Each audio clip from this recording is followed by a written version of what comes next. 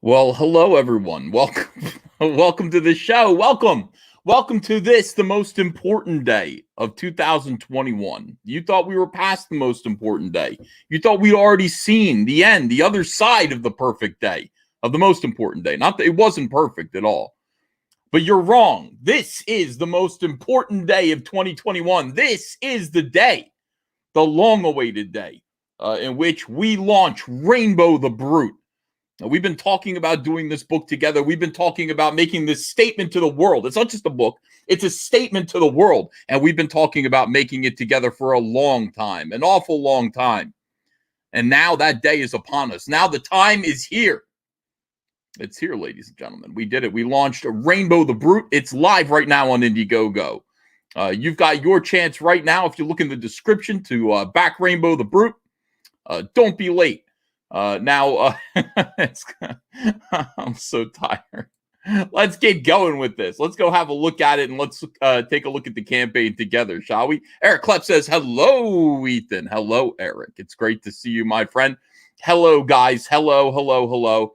Magnificent. All right, so let me look at the campaign. I just launched it. I hit the launch button. I put it together. This is not the final version of the campaign. I'm sure I will be adding it, adapting it, and changing it as we go. Oh, wait, hold on. Let me stop doing that. Let me put the audio on as well. This is the thing about these campaigns. You adjust them. You got to be ready to adjust them. We've got a lot more stuff to add to it. That's not it. There, this is it right here. Reignbow Brute, a fairy tale satire for men. It's for men, everyone. It's for women, too. But I think it's meant to appeal to the masculine, the toxically masculine male in all of us. That is what this is all about. And I am so excited and so pleased to bring this to you today.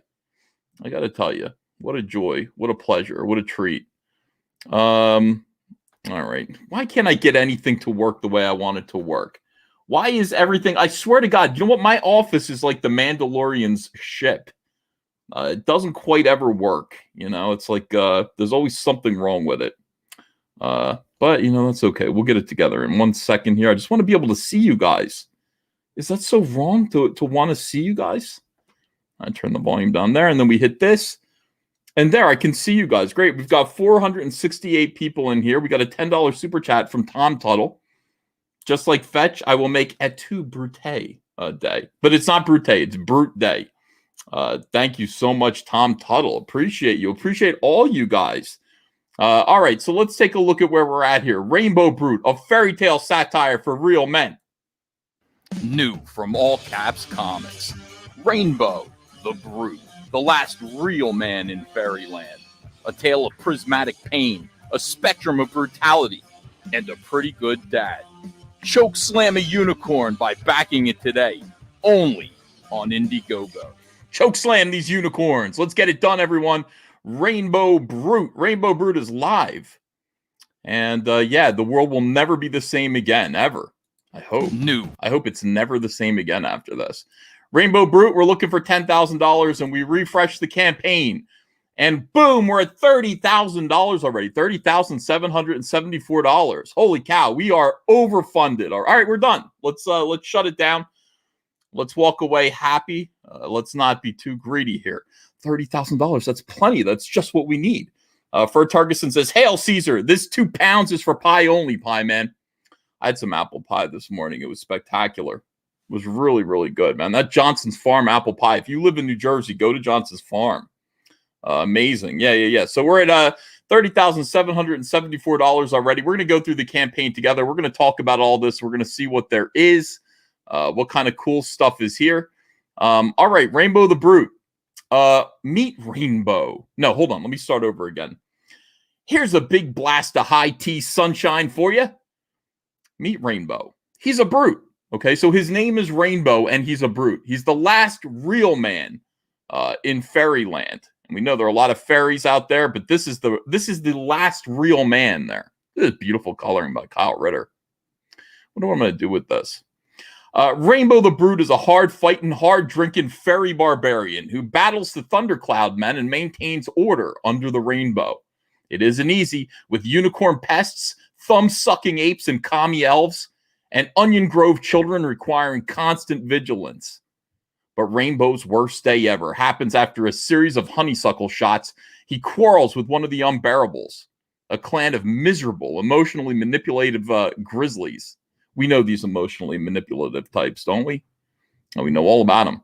And they steal something precious to him. He's only got one precious thing. Not only that, but Paula Pocket, a former girlfriend, whom he hasn't seen in 15 years, finds him to let him know that he has a son and that boy needs a father. Mount up on Reignbow's girthy stallion Napalm for the adventure of a lifetime to retrieve his sword, which is called Grassblade. His sword is called Grassblade. It's so cute. Grassblade, and perhaps along the way, teach young Shiro Pocket what it means to be a man. Reignbow the Brood is a parody satire that will take a lot of your memories of the 80s and blend them with high testosterone and fun. It'll be 48 pages, and hopefully we'll be able to afford some specialty covers with your support. Now, understand, this is just the beginning, guys. We're going to, if we fund this, if it gets bigger, if we make a lot of money with this, yeah, we're gonna add more things. We'll have more better covers, maybe even more product. But we're staying humble. We will see how it goes. Gene the Machine says make Reignbows masculine again. Dorby says Kyle's cover kicks ass. Oh, we haven't even gotten to it yet, Dorby. We haven't even gotten to it. Jordan Clark says a regular book, cool story, and stallion tier would be nice. Oh, that's a good idea. Maybe I'll do that too. Yeah, I thought I was trying to hit every combination. Well, Jordan, here's the thing. I got to put together add-ons. I haven't done any add-ons yet, but I will do them as we evolve this campaign. Just the basics are up there right now. I will add variety and things like that so that we can find what everybody's looking for. Also, I got to make this executive briefcase edition.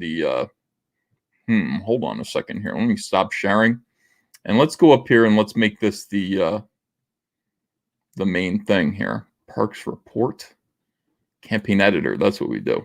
I know what I'm doing, guys. I want you to understand. I know what I'm doing. I've done this before. All right. Let's see. Set as featured perk right there. You know what I can do? I can go ahead and I can make the exact thing that you asked for just now. Create new perk, standard perk. Okay. So we want to make this $75. And then we want to say Reignbow plus stallions plus cool story. Okay. All right, that's good. So we'll do a regular edition. We'll add, let's see, we will add Girthy Stallion. We will add Girthy Stallions. Is going to be so cool, guys. I hope you're back in that. And Cool Story Bro. Cool Story Bro, I'm going to try to make it actually look like a classic storybook. This is where I assign workout to other comic skaters. I'm going to be doing Bro White and the Seven Little Hoes. You guys know, it might be Thoughts. I haven't decided between Thoughts or Hose yet. It might be Thoughts because, the main character, Jeremy White, is a gamer. And I think gamers use the word thoughts. I didn't want to put that in the campaign. I didn't want to I don't know if I'd get in trouble for using the word thoughts in an Indiegogo campaign, but you know where my head is. Okay, let me see here. You will receive one regular Reignbow the Brute, one my girthy stallion, and one Cool Story Bro, shipped in a beautiful Gemini mailer. I'm going to add the word beautiful. Okay, shipped to you in a beautiful Gemini mailer. We know what we're doing around here. And then we put the date. And we are going to charge shipping. Let's see, United States, $12. Yeah, we take a bath on the shipping, but, whatever. Unless it's like New Jersey. If it's in New Jersey, we do okay, but it's never New Jersey. Okay, save. Let's see. There it is. Save changes. and view the campaign, and let's see if it looks good. Wow, a lot of super chats coming in. Thanks, guys. I absolutely love you all. Appreciate your being here to make this campaign rock and roll. We are almost at 1 o'clock. I think I launched this 10 minutes ago. And let's see where we are. 10 minutes. Why do I have so many things open right now? I got to close some of these tabs. $50,285. That's a lot of money. That is a lot of money. I think that's pretty good. We're at 500 times our flexible goal. 500 times. Now, okay, so let's go. Let's keep going through this. I've got the thing that you asked for. I put up the $75 edition where you get cool story, you get the 2 comics, you get one of everything that way, and I guess that's a good thing. All right, so all right, where are we here? I'm so excited. I love this. I've been waiting for this. All right, so this is the regular cover. This is the regular cover. By the way, I'm going to put Cecil to work, but not on Rainbow Brute. Cecil's going to do his own story in Cool Story Bro. Whatever he wants to do, he can do. John Malin promised me a Little Red Riding Hood. I'm going to get that out of him. I'm going to pay these guys well. I hope I will be able to. I'll pay these guys well to make these comics great. Here's the 24-hour cover. Kyle Ritter is working on it right now. You've got the Unbearables. The Unbearables are basically large, emotionally manipulative bears. They're passive aggressive. They're horrible. This is Embarrassment. No. Hold on a second. This is Embarrassment right here. We've also got Teddy Boar. We've got Bare Minimum. We've got Threadbare. Those are the 4 Unbearables. They're horrible. They suck. These are the Monkey Keys. The Monkey Keys. They want to suck thumb, but not theirs. They want to suck your thumb. They're pains in the ass.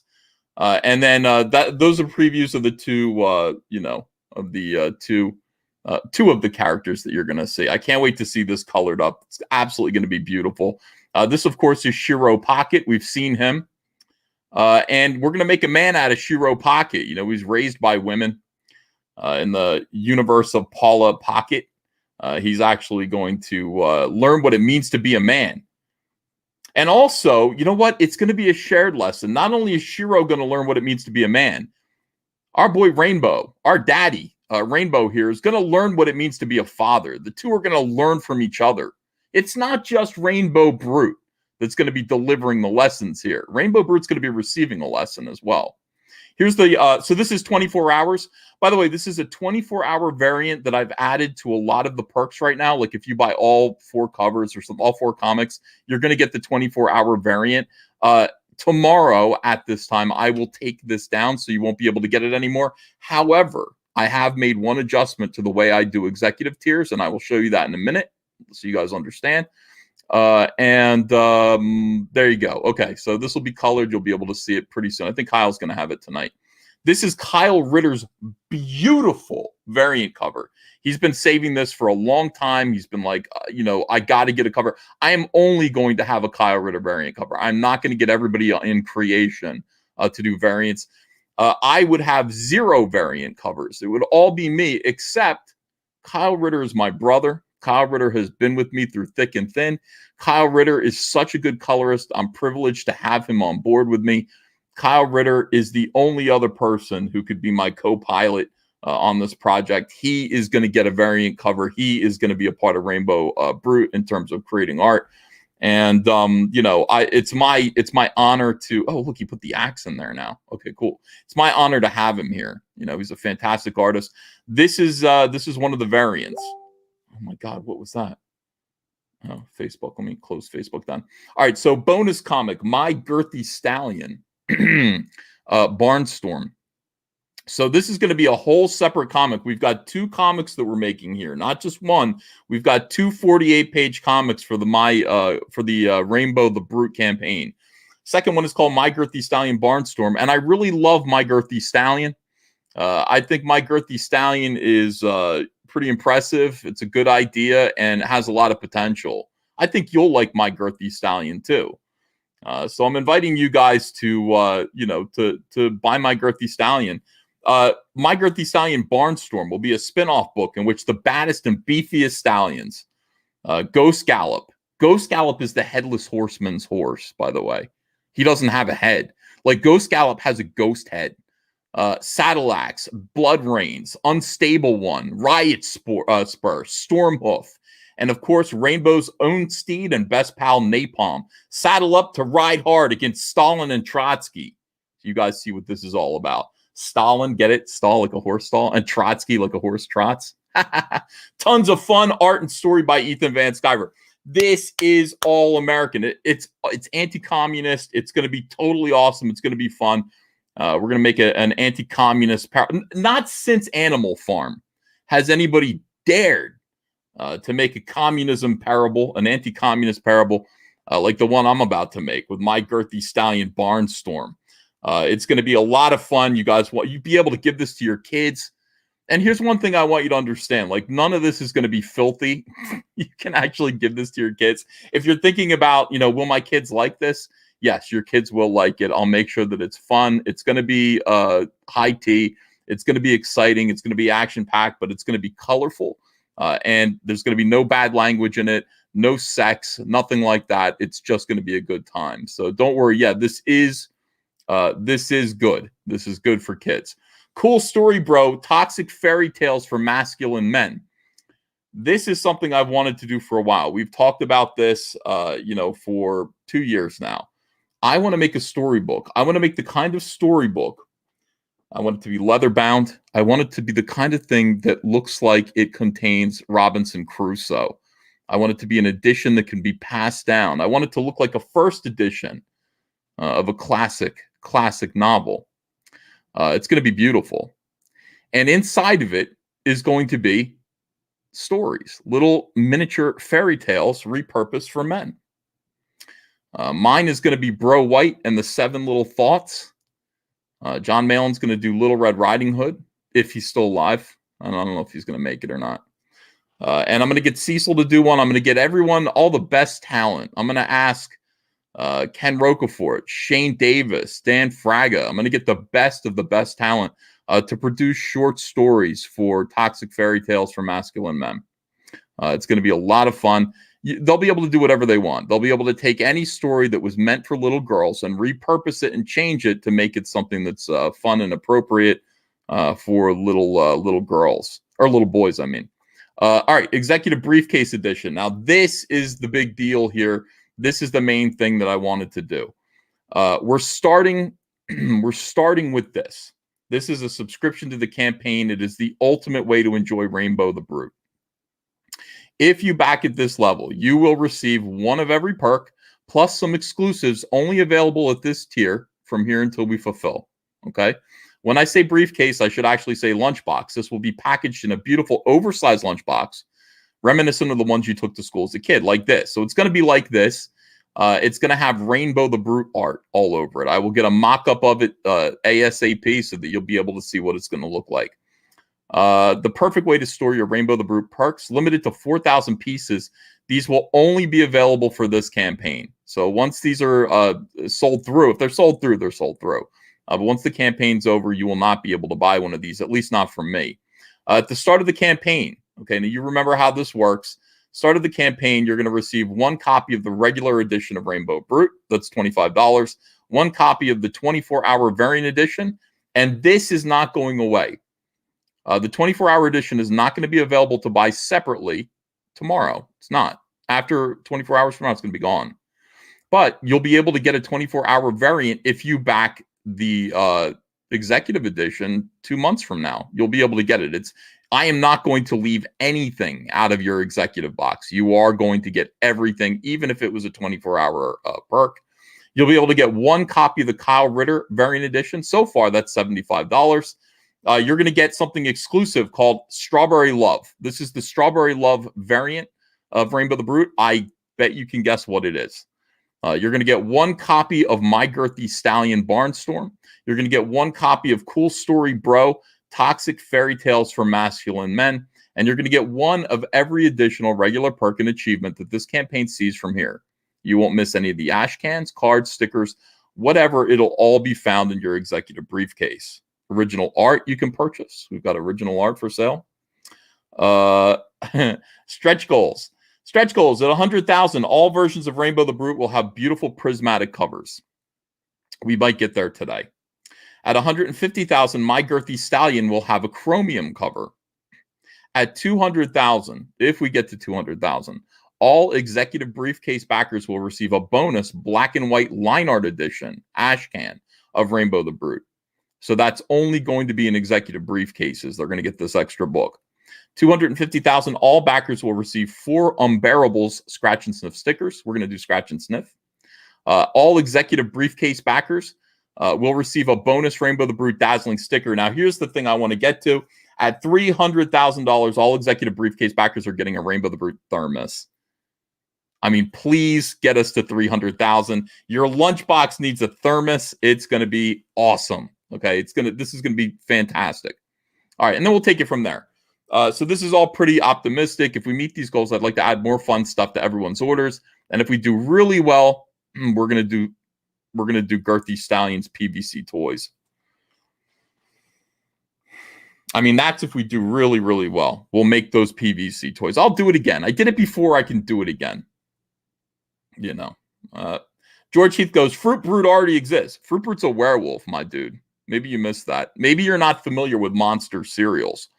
Thank you for all your endless support and enthusiasm. This is so much fun because of you. I hope All Caps Comics remains your family's indie comic book company for years to come. That's what we want to be. You're our family. We want to be your family. Let's get this project funded. And that is redundant. We're already past that. We already did it. We already got this project funded to the tune of almost $75,000 in the first, I said 20 minutes. 20 minutes we did that.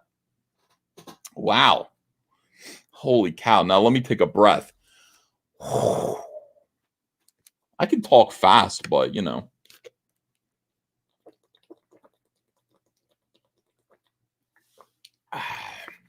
Rainbow the Brute. Yeah, I mean, look, here's the thing. It is my opinion. It is my opinion that more entertainment needs to be made for men. It's all being deliberately skewed towards girls. I think we should make stuff that's specifically skewed towards guys. And by the way, here's the thing. You know, you look at some of these girls' toys properties out there, and the question is, yeah, well, girls are only 50% of the market. You know, what if you made them more badass? Then you'd attract men too, right? I mean, what if you completely overhauled them and made them so that they were bloody, awesome, kick-ass? Theoretically, that's a whole other 50% of the market that you could capture, right? Isn't that correct? Why don't these people listen to me? I don't understand. Don't get it. $76,334 as we approach our first stretch goal. And I can't believe it. Thank you, guys. Amazing. We've sold 301 executive briefcase editions already. That is fantastic. Fantastic. Rainbow the Brute regular edition, 7 claimed. Rainbow the Brute 24-hour variant, 86 claimed. Kyle Ritter has sold 4 of his variants. Cool Story Bro Storybook, 3 of those claimed. My Girthy Stallion, we've sold 1 of those separately. And then we've got, look at this, both comics, 10 of those are gone. Rainbow Stallions, I'm glad I did this. Rainbow Stallions and Cool Story Bro for $75, 19 of those claimed. That was a good thing that we did that. 1 of every comic, 4 claimed. All 5 books, 7 claimed. And we've sold 2 pages of Rainbow Brute original art and 1 page of Girthy Stallion original art. You know, the sooner you back the original art, the earlier you are in line to be able to select your page. So whoever backed Girthy Stallion original art, this guy is going to get the first choice of pages. And these 2 people here, maybe if it is 2 different people, are going to get the first 2 choices of Rainbow the Brute original artwork. So if you're going to back original artwork, the sooner the better with that. That just makes sense to back that earlier and get a better spot in line. Yeah, so boom. New from All Caps Comics, Rainbow the Brute, the last real man in fairyland. A tale of prismatic pain, a spectrum of brutality, and a pretty good dad. Choke slam a unicorn by backing it today, only on Indiegogo. Yes, that's right. Okay, so let me put this down for a little while and go see you guys. We'll visit you guys. Thank you so much for all the support that you're giving us. This campaign's already off to a big roaring start. Amazing. Let me see. Shouldn't the original art be limited, like X of 48 or something? Oh, I guess I forgot to do that.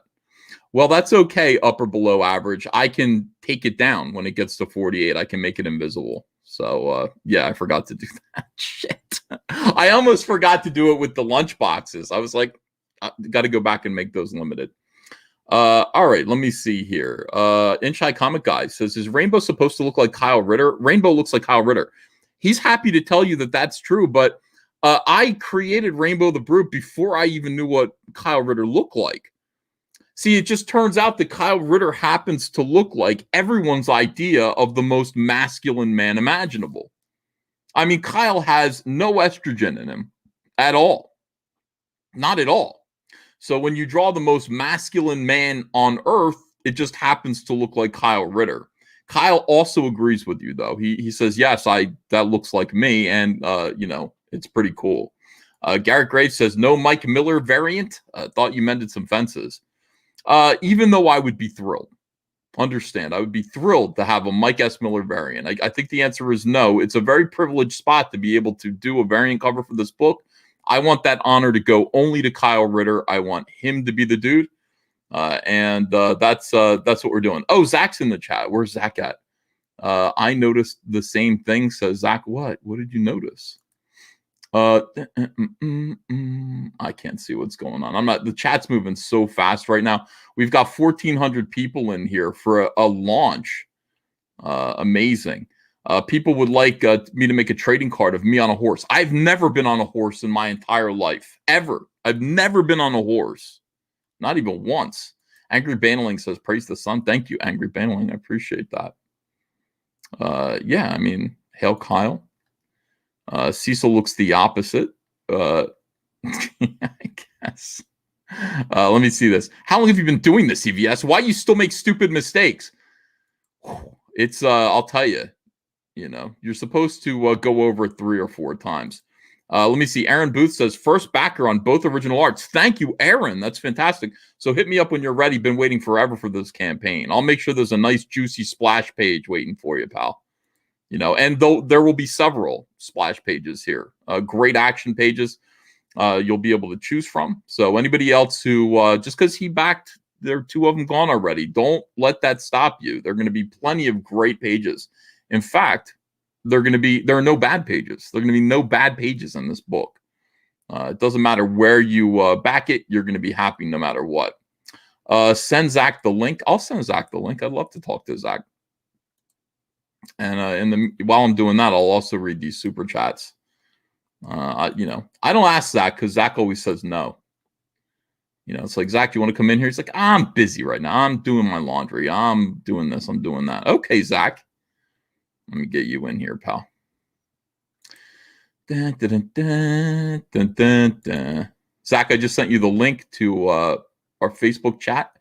All right, what was I going to do? Oh, yeah. I was going to read comments and super chats.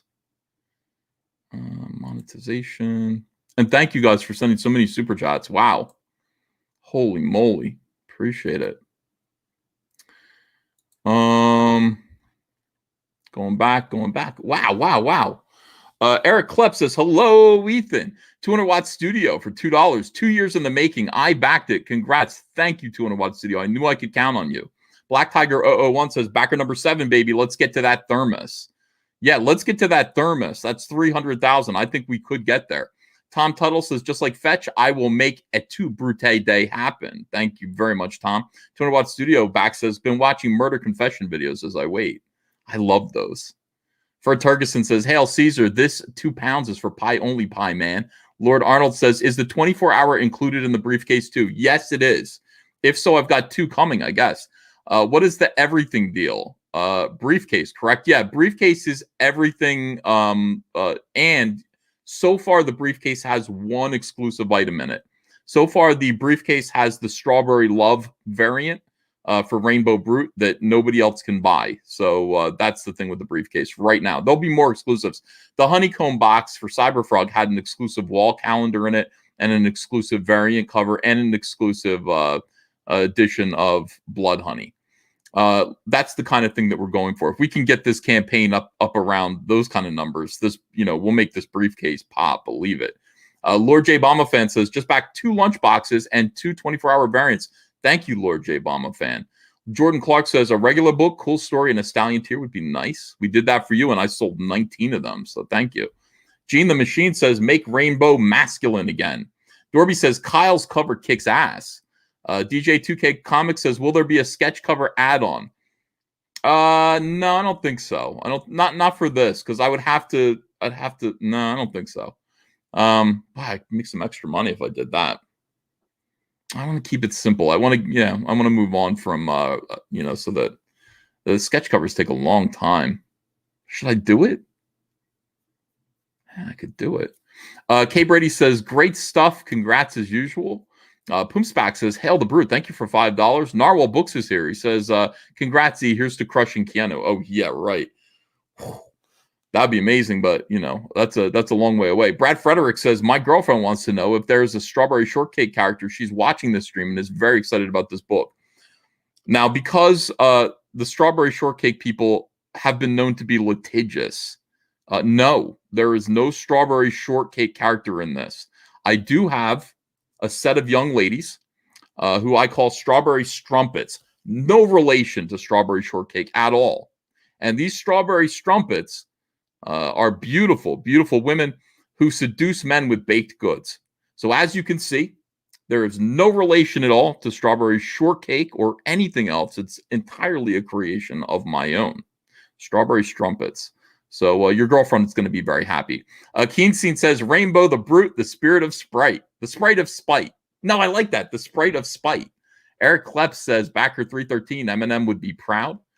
Leroy says, yo, Ethan, can you put Girthy Stallions as an add-on? Yeah, I'll put add-ons on pretty soon. I can't do it right now. I need to get pictures of everything. I need to get the images of the books down, and I need to make little JPEGs of them to add images of them, and then I can do add-ons. Comic Book One says, got my briefcase. Thank you, Comic Book One. Appreciate you. P. Callan says, just back the 3rd consecutive executive tier of yours. Congrats on another huge success. Thank you, Pete. Tommy Boy says, New Jersey order here. Fuck Phil Murphy. Yo, you got that right. Eddie Winkler says, hey, EVS, just back the executive edition. Congrats on another smashing success. Hope to be there one day. Have a great day. Thank you, Eddie Winkler. Sovereign Wolf. Eddie Winkler's Sovereign Wolf on Indiegogo, everyone. Eric Peterson says, got my briefcase. Thanks, Ethan. Thank you.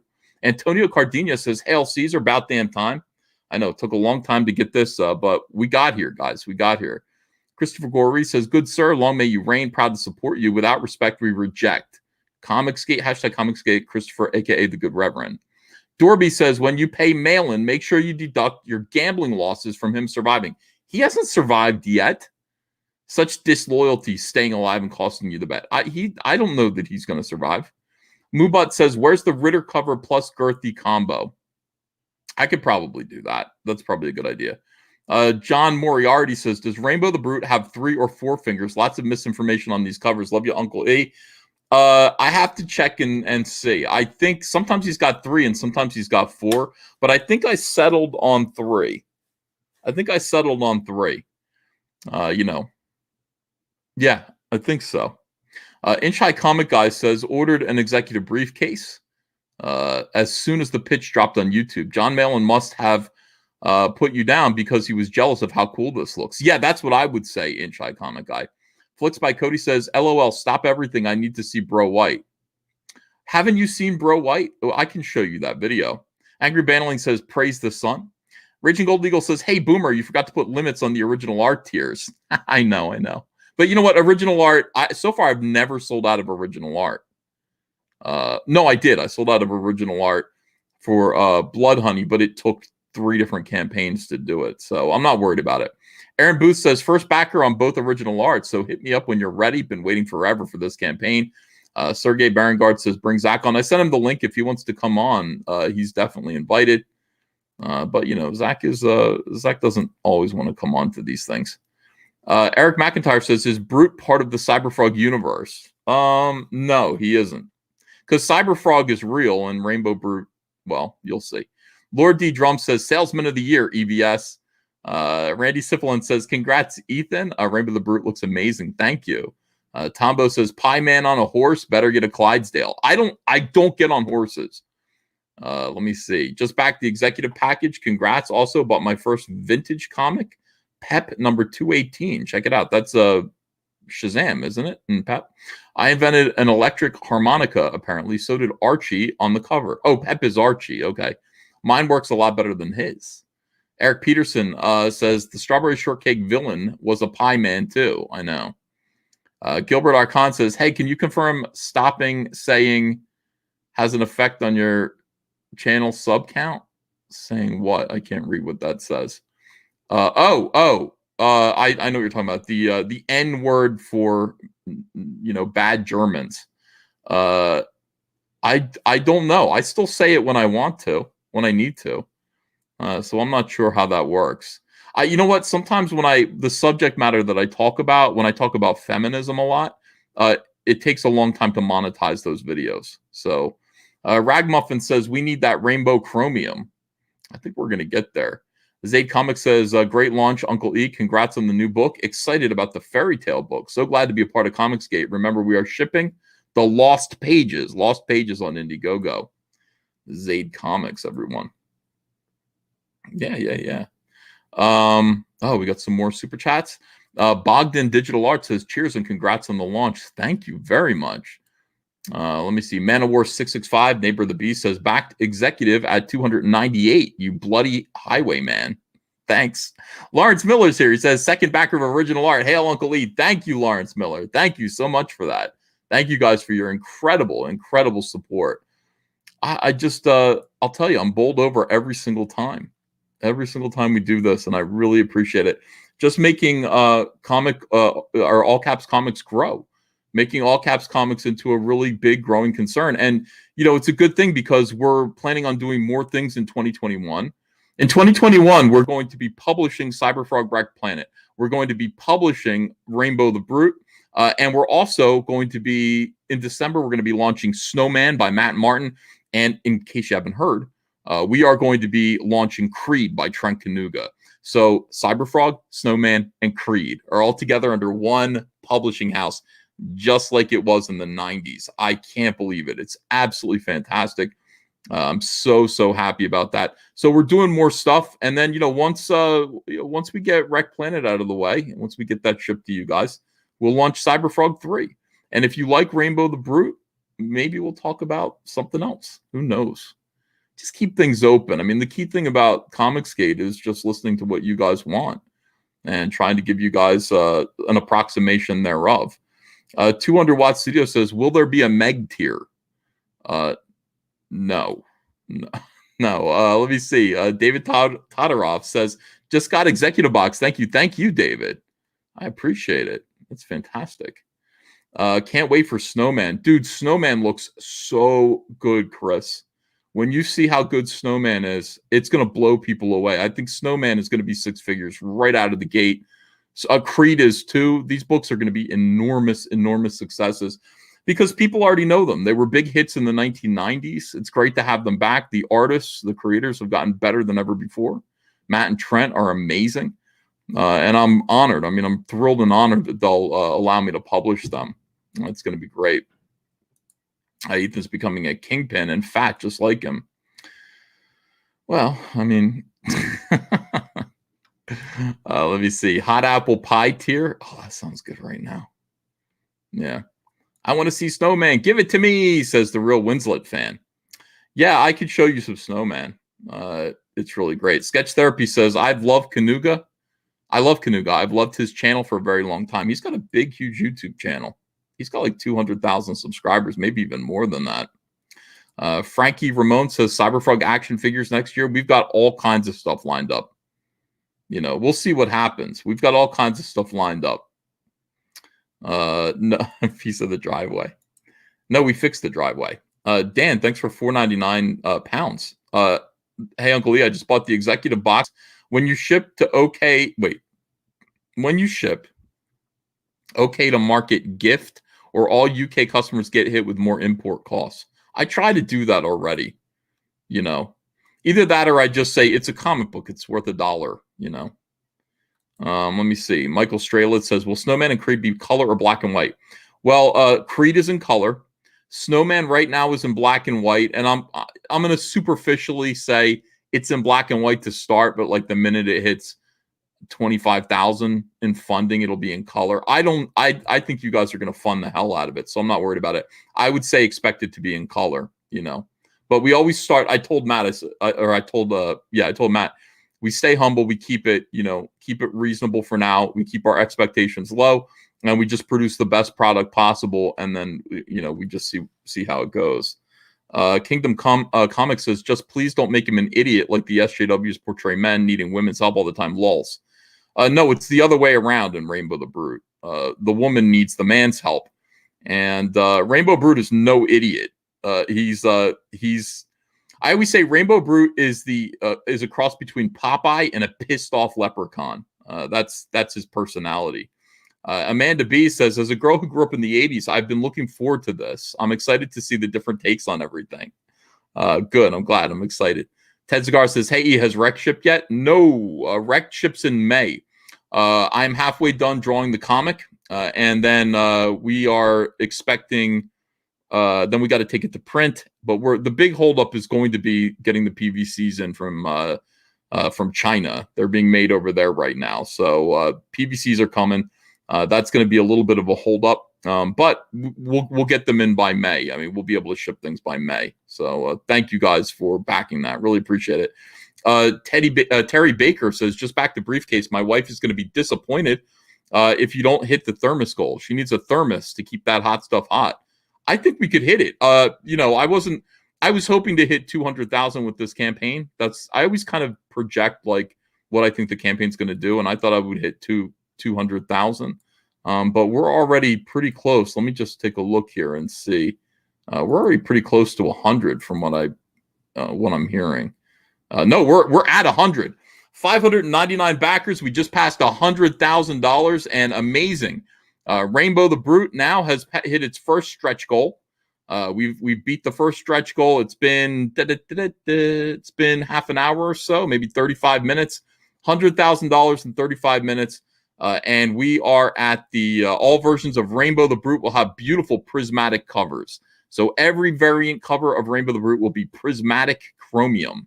Absolutely beautiful. And that, of course, it needs to be, right? I mean, it needs to be reflective. It needs to have a rainbow effect to it. That's part of what this campaign should be. Thank you guys. Humbly, thank you for doing this. $100,000. This book is well funded. We're gonna do great stuff with this, and I think I have enough money to pay some really good talent to work on Cool Story Bro. Great guys. I'd like to get Kelsey Shannon to do a little story. That's what this is all going to be about. All this money is going to go to pay people to create. Part of Comicsgate is to spread it around a little bit. Just everybody needs to work. And it's what an amazing privilege it is to be able to give people work right now in this economy. That's all because of you. And that's all because you guys like my ideas. Thank you for liking my ideas. That means I get to put people to work and make sure people are paying their bills. We're at about $102,000, 609 backers.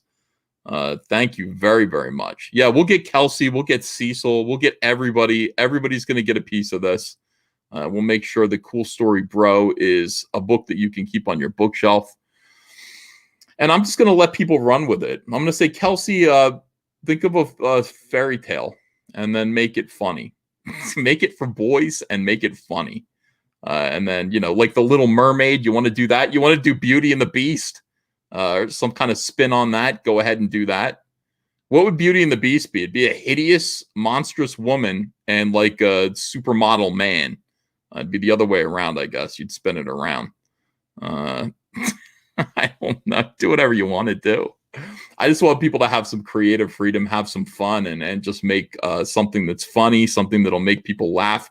And the great thing is, Rainbow the Brute, if you back this campaign, I will say Cool Story Bro is going to be a great Christmas present. Ladies, for your man, your husband, your boyfriend, Cool Story Bro is going to be perfect. They're already going to laugh because of the title.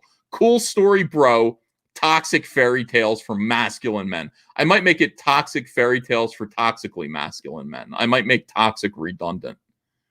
Toxic fairy tales for toxically masculine men. Oh my God. We can do whatever we want.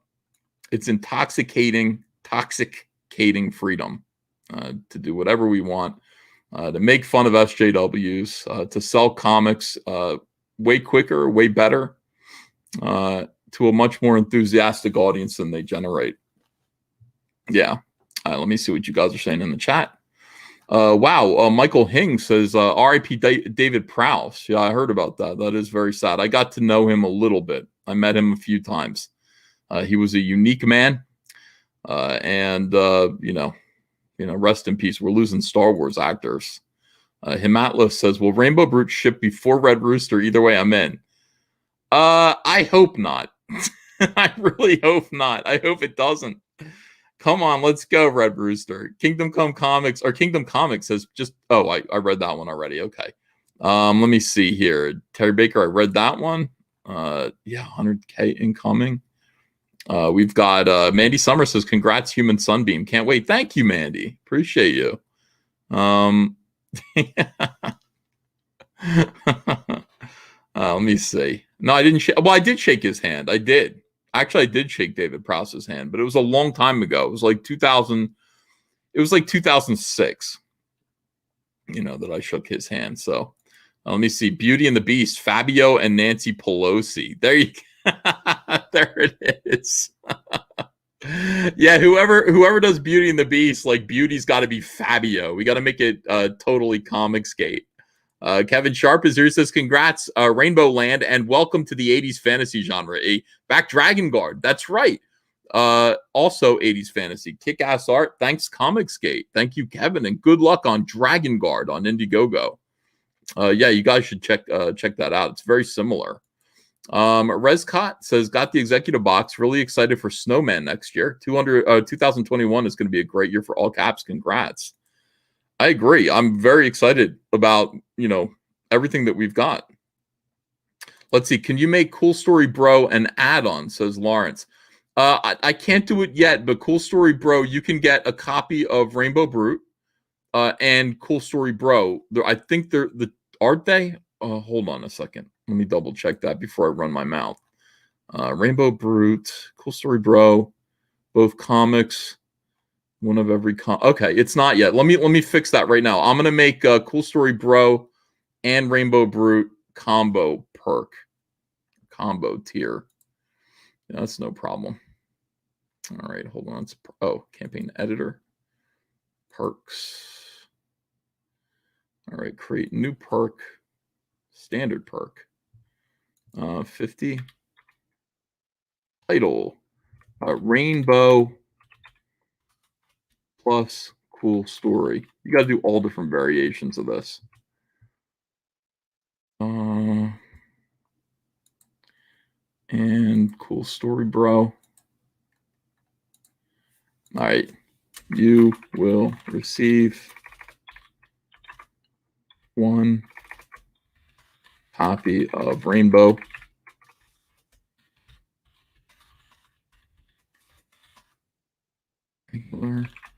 And one copy of Cool Story Bro, shipped in a sturdy Gemini mail. Everything I know about crowdfunding, I learned from your boy Zach.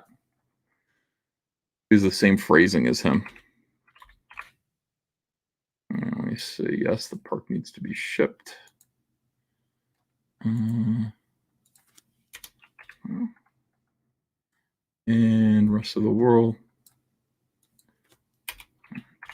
Okay, save. Save changes. All right, so it should be there now. I just added, so you can get a copy of Rainbow Brute and Cool Story Bro. That's up there now. Let me view campaign and just double check. Yeah, both. Okay, yeah, Rainbow and Cool Story. A lot of people are mad at me that I didn't call it Rainbow. Kenny Jones says, do you believe the comic book industry benefits from grading services like CGC? Yeah. And does having comics graded add to their value in your opinion? Well, clearly, yeah, because there are people who collect graded books, and having a book that's graded means a lot to those collectors. I'm not somebody who likes to do that because I like to read comics and I don't want to see them sealed up in plastic. But on the other hand, again, it's just collectability. It's whatever you want to do. You might want to buy 2 copies and have one to read and 1 copy put away, CGC. That benefits everyone. You're putting money into the comic book economy. Thank you very much, by the way. Keen Scene says, cool story, bro. Impish tales for toxic males. Ooh, toxic tales for toxic males. See, I mean, this is the thing. We got brains around here. We've got big brains. Inchai Comic Guy says, we broke 100K on Reignbow. I know we did. Amazing, amazing, amazing. Fantastic, guys. Oh, man. I was so nervous about this today. Very nervous about it.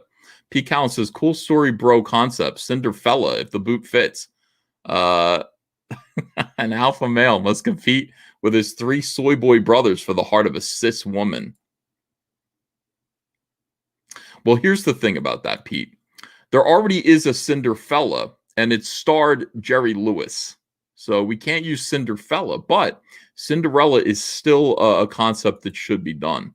Somebody needs to do it, Cinderella something. What's another thing for Cinderella, Don't know yet. But think about it. Anybody who has an idea for that, Yellow Flash 2 is here. He says it's going to be a big campaign. Thanks, Yellow Flash. Clone Shane Davis says Comicsgate is clearly on its deathbed, just like John Malin. Oh, so it's way too soon for that. John Malin's supposed to be coming home.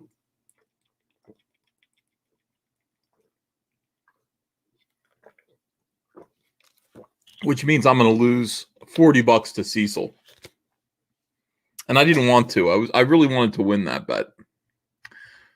Shirts and hats, not at this time, but perhaps. I mean, I think some of the logos belong on a t-shirt, so I'll think about it. Sleeping Fruity says Young V254. Yeah, it is too soon. Yeah, we're already at 100K.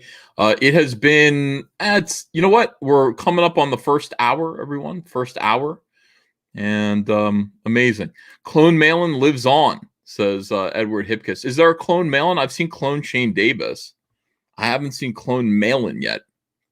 Cumberbatch Pepperpot here. He says, is lack of eyebrows a COVID comorbidity? If it is, it's a real problem for John. What happened to Malin? Everybody wants to know. John Malin got COVID. He's the first comic skater that we know of to have COVID-19. He was actually hospitalized. I think he's okay. Otherwise, we wouldn't be joking. But yeah, we're worried about John and wish him a speedy recovery. But I mean, it's amazing. COVID, what a nightmare. Oval Team Patrol says girl plus Cinderella, boy plus Embro. I like that. That's pretty good, Embro. That's just a cool idea anyway. Tom Tuttle says Cinder, hell yeah. Everybody's going to be chasing that pun. What's the perfect pun? Let's see. Rainbow Brood is begging for a Rain in Blood parody. Should do it. Yeah.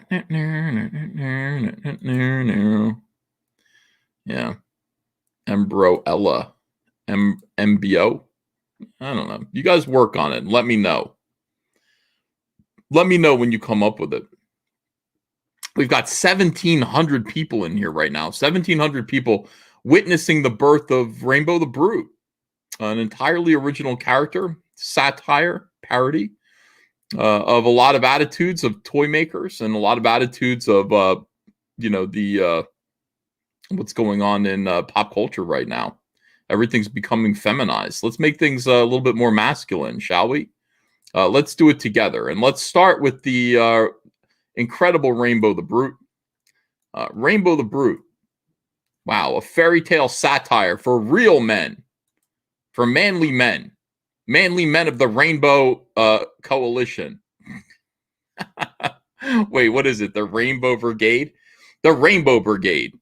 Lord J. Bama fan, thanks for $2. Tinderella, swipe right. Everyone else does. Oh, that's great too. All right, let's watch this. New from All Caps Comics, Reignbow, the Brute, the last real man in fairyland. A tale of prismatic pain, a spectrum of brutality, and a pretty good dad. Choke slam a unicorn by backing it today, only on Indiegogo. Choke slam a unicorn. Yes, do it. The executive briefcase edition. We've sold 427 of them in the first hour. Now we're coming up on the first hour. We'll be there in, let's see, 149. So we'll be there in 7 minutes. 7 minutes. We're going to pass our first 60 minutes of the campaign. Here's a big blast of high tea sunshine for you. Meet Reignbow. He's a brute, the last real man in fairyland. He's the last real man in fairyland. Reignbow the Brute is a hard-fighting, hard-drinking fairy barbarian who battles the Thundercloud men and maintains order under the rainbow. Under the rainbow is no big deal. We're all under the rainbow. It isn't easy with unicorn pests, thumb-sucking apes, commie elves. Who do you think the commie elves are? Can you guys guess? You guys in the chat, can you guess who the commie elves are? Dive Ninja says, hail from New Zealand, EVS. Can't wait for my briefcase pack. Thank you very much, Dive Ninja. One Lucky LOS says, thanks, E. I couldn't have asked for a better birthday surprise. Well, thank you so much for $5. Appreciate that. Smurfs. Yeah, Smurfs. The Smurfs are the commie elves. Smurf stands for Socialist Men Under a Red Father. What do you think Papa Smurf is? Papa Smurf is Joseph Stalin. Sick of these commies. They all look the same. Think about it. 200 Watt Studio says, can we talk about mummy news now? Deadpool 3 woke? No. We're just doing this. Sick of the Smurfs. We got to put an end to it. You know. The Smurfs. Filthy, dirty commies. The Onion Grove children. The Onion Grove children. They're pretty spooky. Requiring constant vigilance. But Reignbow's worst day ever happens after a series of honeysuckle nectar shots. That's what he drinks. He quarrels with one of the Unbearables, a clan of miserable, emotionally manipulative grizzlies. A little like Gail Simone. Think about if Gail Simone were a bear. That's what the Unbearables are. Okay. So if that puts it in, I don't know why we don't do unbearable stuffed animals. You know, we should do that. We should do unbearable stuffed animals. The Unbearables, there are 4 of them. They're different colors. The Unbearables are Embarrassment, Tandemonium, Bare Minimum, and actually there are 5. Threadbare. You know. Yeah. Not only that. All right, so they're emotionally manipulative grizzlies, and they steal something precious to him. This is colored wrong. We're going to color his sword green. His sword is going to be green metal because his sword is the most precious thing that he owns. Not only that, but Paula Pocket, a former girlfriend, whom he hasn't seen in 15 years, finds him to let him know that he has a son, and that boy needs a father. Boys need dads, you know. There's no doubt about it. Boys need their dads. Mount up on Reignbow's girthy stallion, Napalm, for the adventure of a lifetime. To retrieve Grassblade. That's the name of his sword, Grassblade. Because it's a blade of grass. He's a little guy. And perhaps along the way, teach young Shiro Pocket what it means to be a man. Shiro Pocket is his son. You know. Yeah. Reignbow the Brute is a parody satire that will take a lot of your memories of the 80s and blend them with high testosterone and fun. It'll be 48 pages, and hopefully we'll be able to afford some specialty covers with your support. Never know. Dorby, thanks for $2. Harry Slaughter's only day at Wizarding School. No. Oh, that sounds like an incident.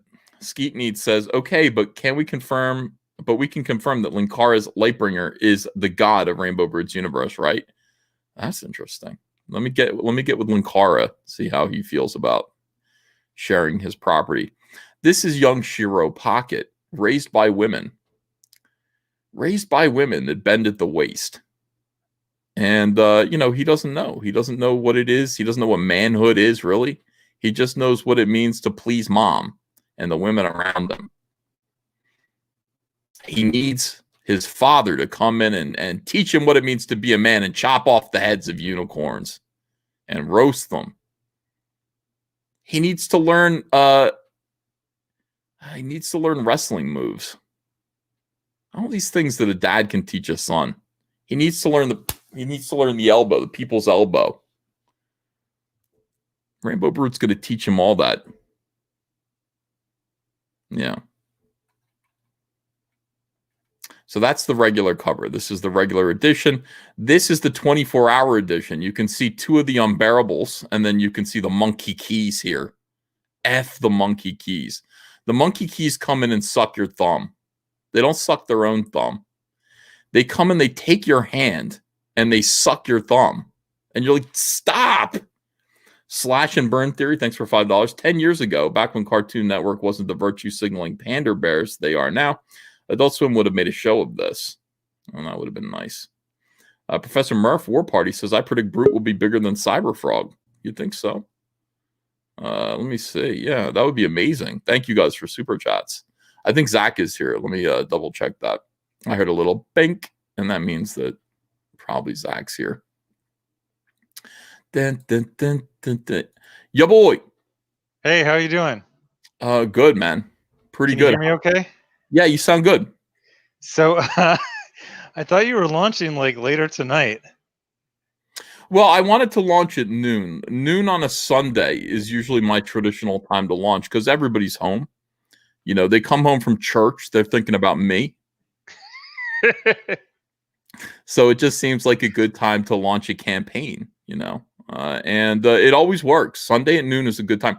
People have different superstitions about it. I'm not sure if it is superstition or if there's the best time to launch a campaign, but this is good. This is a good result so far. We're, kicking some ass.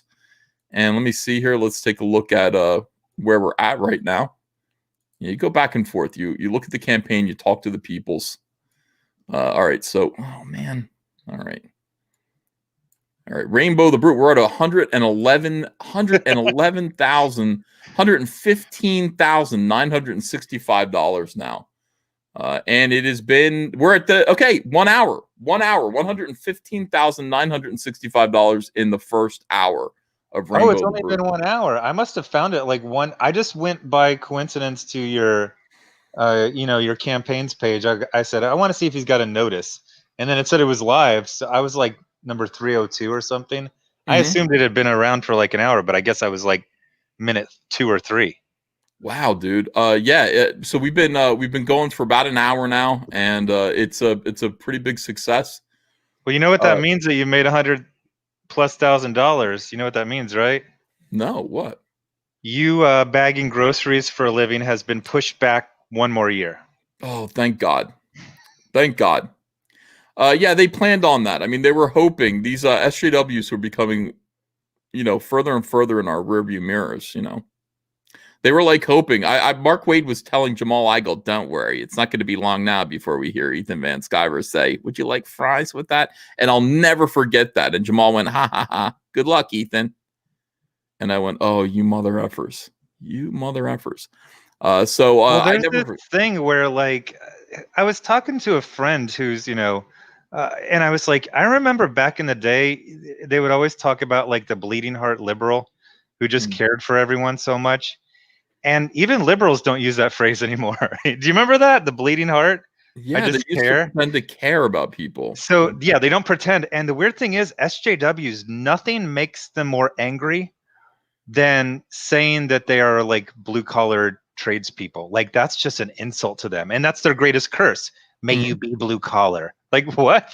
Aren't y'all supposed to be, like, the defenders of the blue-collar and working class? And frankly, aren't they? I mean, by the way, I that kind of thing, food service isn't beneath me. I would work. I'd be happy to do. Can you imagine? I'd be like American Beauty, except without the whole thing that guy got up to.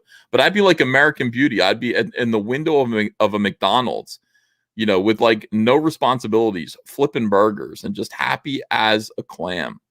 I'm getting my $8 an hour to flip burgers. I don't have anything else to worry about. That'd be great. I got to tell you, having worked at McDonald's, it's the worst job I've ever had in my entire life. It's so bad. He made it look so good. Kevin Spacey made it look so fun. I barely remember that movie at all. I didn't even remember that scene until you jogged my memory. Have you noticed that a lot of times things that when they have American in the title, they're not very good? No, explain that. So you're saying like if American is in the title, it's going to be a movie that is not appealing, or? I feel like it's done a lot, like to either like do like an Oliver Stone like ironic twist on something, or to get like some fake patriotic appeal. It just feels a lot of times it feels very forced. Yeah, when I think of the word American, I think of blue collar though automatically. Because, I was thinking I had American in the title of a comic. I wanted to do a book called American Manga. And it was going to be just like guys who turn wrenches for a living, but with like super powered abilities to turn wrenches. Not that they have superpowers, but I mean, they can do things that no mortal man can do, in a garage. And these guys are taking junker cars, junker vehicles and turning them into weapons of war and fighting another group in the Midwest that's doing the same thing, like in the Rust Belt. And it would be basically like, Voltron, except blue collar, and these guys do it themselves. Blue collar Voltron / BattleBots. And it would be badass. Like these guys would be real Americans. But I mean, when you say like American manga, like you don't think white collar. There's a much better title for that story. Go ahead, let me have it. I don't have it right now, but I'm saying it's out there. Well, yeah, understand. I've people have said call it Tex-Mex. Call it American Made. American Made. Wow, but not like a maid. Not like a maid, but like MADE. American Made in America. That's something. What about Rust Belt? That's kind of like one of those older phrases that I remember when I did the first Jawbreakers. I used the phrase Mid-East on the back, and everyone's like, nobody says Mid-East. I was like, I used to hear that during dinner, listen to the news every single day in 1982. Yeah, but nobody says Mid-East anymore. Yeah, they don't say Mid-East. They say, because immediately you think of Middle East now. No, they would say Mid-East or Middle East for Arab countries. No, because when you say Mid-East, I think of Ohio. It's supposed Mid-East means Ohio, and doesn't it? I mean, that's the Mid-East of America. You think of Mid-East and you're thinking of the Middle East being the same thing? Yeah. I don't know. I looked it up to make sure I wasn't taking crazy pills, and yes, in the 70s and 80s, people did say Mid-East for Arab countries. Zach, are you going to donate a story? Not donate, I'll pay you. Are you going to come up with a story for Cool Story Bro? I don't know what that is. Okay, so Cool Story Bro, Zach, is part of this campaign. All right. And what it's going to be is it's going to be a compilation storybook. Everyone who's invited to be a part of it. Toxic fairy tales for toxically masculine men. You're going to take something like Little Mermaid and you're going to change it around so that it's a kick-ass, high-tea, awesome story for boys. So like Little Mermaid would become Big Merman? Well, that would be the least creative thing that you could do, but yes. Yeah, essentially that would be it. Something like that. John Malin's doing Little Red Riding Hood, but he's doing like this dude who wears a red cloak and has shotguns and shit and fights werewolves in the woods. I guess Grandmom is going to be worked into it somehow. Who knows what that's going to be about? But that's what it's all about, that kind of a thing. Is it like a drawing? What is it? No, there's stories. Like you want to do it in 4 pages, you want to do 8 pages. That's gonna take me an entire year. It take you an entire year to do that? No, Yes. come on. How long have I been stalling on the 8 pages for that jam project? I'm putting that out by myself if you guys don't get with it. I'm going to put it out by myself because You I'm don't ready to even know go. where the script is. You've asked me for the script 3 times. I've sent it 3 times. Zach, you don't understand. It's right over there. I mean, I do have it here. I've got it with me, and I look at it every single day and go, pretty soon. Every day. I say, pretty soon. Trevor Nichols says, look up Megas XLR. Sounds like your mech concept. Well, fuck them.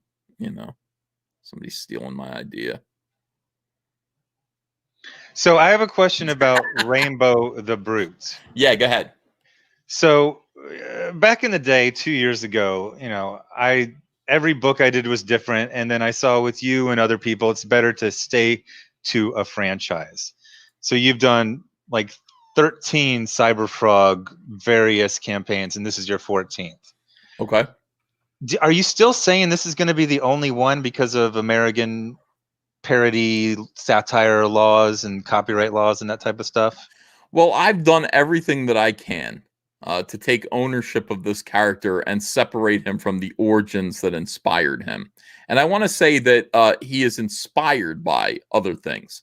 But, you know, everything is. I mean, Batman was inspired by Superman. Superman was inspired by Flash Gordon and, you know, a bunch of other things. John Carter. All of these characters come from somewhere. And this character certainly has his origins of inspiration, but he is now an original and unique character. I put it to he's you, basically 95% Kyle Ritter. So okay, you're safe there. If you just get Kyle Ritter to sign over his life story, I think legally you are fine forever. well, he looks a little like Kyle Ritter, but that's just a happy accident for Kyle. It looks 100%. Just a happy accident for Kyle because all I did was draw the most masculine fairy dwarf that I could possibly think of, and I came up with Kyle Ritter, I guess. But this was before I even knew what Kyle Ritter looked like, so there's no chance. There's no chance that Kyle influenced, inspired. It's just a happy accident, like the best things in life. Happy Kyle accident. looks like every Conan comic where Conan has to either buy or sell furs to or from someone. Kyle is the guy who sells him furs or buys them from him. Yes, you're right about that, Zach. It's just a happy accident, like the Hindenburg. Don't look too much into it. There's no hidden meaning, nothing like that. All right, now watch Zach. This is what I want to show you. This is the 20-second one because I saw it and it was good. Yeah. Okay. Watch. New from All Caps Comics, Rainbow, the Brute, the last real man in fairyland. A tale of prismatic pain, a spectrum of brutality, and a pretty good dad. Choke slam a unicorn by backing it today, only on Indiegogo. Zach, 20 seconds. Very good. Seconds. I did notice one thing. What? It says eat the unicorn, and then you say choke slam the unicorn over it. Yeah. I'll never not notice that. Okay. Could be. It's very, very good. Yeah. I could have put choke slam a unicorn instead of eat the unicorn. But I mean, that's because of, that was inspired by this image in which they're eating a unicorn. I think they're going to eat it. They better be eating. Otherwise, I don't know what they're doing. They're eating unicorn heads. That's Kyle. It does look like Kyle. 100% Kyle. Yeah, 20 seconds, Zach. That's all you need. You don't need to explain everything. You don't need to explain the origins of all of your thinking. Just say the title, sell it in 3 lines. What about looking out on a field of wild grass and there's a cyclone fence with like some paper stuck in it? Okay, tell me more about your 40-minute video. I got one for my Zach Friday. I got it under 2 minutes. You got it under 2 minutes. That's not bad, but I'm bored. And I mean, this is the thing. If I can get it down to 10 seconds, I'm going to do that. Cyberfrog 3 in 10 seconds or less, because I mean, really, it should just be like, enough to make you want to buy it. And if you're making people wait to pull the trigger, that's a bad idea. You want them to go, well, that sounds like the shit. I'm going to spend $25 right now. So if you're talking their ear off, they're going to change their mind and go, I think I have something else to do. I think I have laundry to do. I like how you have I think it's the 25. It's the one I got. It's called regular edition. Yeah, regular edition. I backed a campaign recently. There were so many options, and it didn't seem like there was any main version of the book. It felt like everything was a variant. Yeah. So I found that very frustrating. Yeah. I want there to be like a main version. Like with Wreck Planet, the Jay Lee cover is the main edition. It's the common version. And if you want the common version that most people are supposed to get, then you get that. But if you are think for yourself, you still get agitated every time you think about what happened to Jay Lee. No, I'm at peace about it. When you said his name, my chest tightened up. All the stuff that's happened to you and me, like I don't know why. I don't know Jay Lee at all. Yeah. The stuff that happened to him bothers me 100 times more. Yeah, it was good, but no, it was actually good what happened because he shut Tom King up. And again, it was one of these things that changed the world for the better, I mean, he had to take a huge hit. Yeah. But yeah, nobody looks at Tom King the same anymore. No, I mean, it was fantastic. Eddie Winkler says, hey, EVS, a link to the campaign would be cool on that video page. People come across it by happenstance. I did do that. I did add it to the video on YouTube. When Tom King called out Jay Lee, and I mean, there was no reason for him to do that. Think about how many other things he could have done with that energy. Think about how it made absolutely no difference. Like that is the definition of virtue signaling. The entire reason that you're doing something is because you're trying to put across the idea that you are something to people, that you are, you're trying to impress people in some way. And so he didn't have to call out Jay Lee. He didn't have to say, because this guy worked with a comic skater, he has cooties, and this isn't the real version of my book. Because he did the cover of Cyberfrog and a cover for my book, so it's not real. Think about what a fucking woman Tom King is for doing that. It's actually so much worse. They kind of like barely nudged him in the oh shit, I might get targeted for a day, and he just immediately gave up Jay Lee. Yeah. Like just the nudge of, oh shit, I might be a target by you think mob. he did it because like he didn't want to have to answer for the fact that Oh, absolutely. Wow. It wasn't a virtue signal. It was like a 100% cowardice move. Like fuck. Oh my god, I can't. Like look at what's her name? Gina Carano. She just laughs it off. She's had like 2 months of it. This CIA guy couldn't handle 1 hour of being the target of a digital lynch mob. Sold out a dude who had been in the industry since I've been in high school. Ridiculous. Jay Lee's worth 20 of Tom King. The idea that's an insult to Jay Lee. Oh, I would say 100.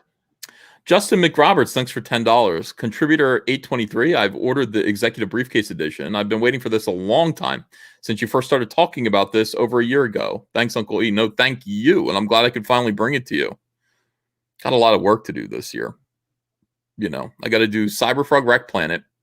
I'm going to obviously have to hire a lot of people to help fulfill that book because that's a month. Fulfilling that's going to take 3 months. So I can't get involved in it. I can't do. I can help out a little bit, but I actually have to hire people to do it.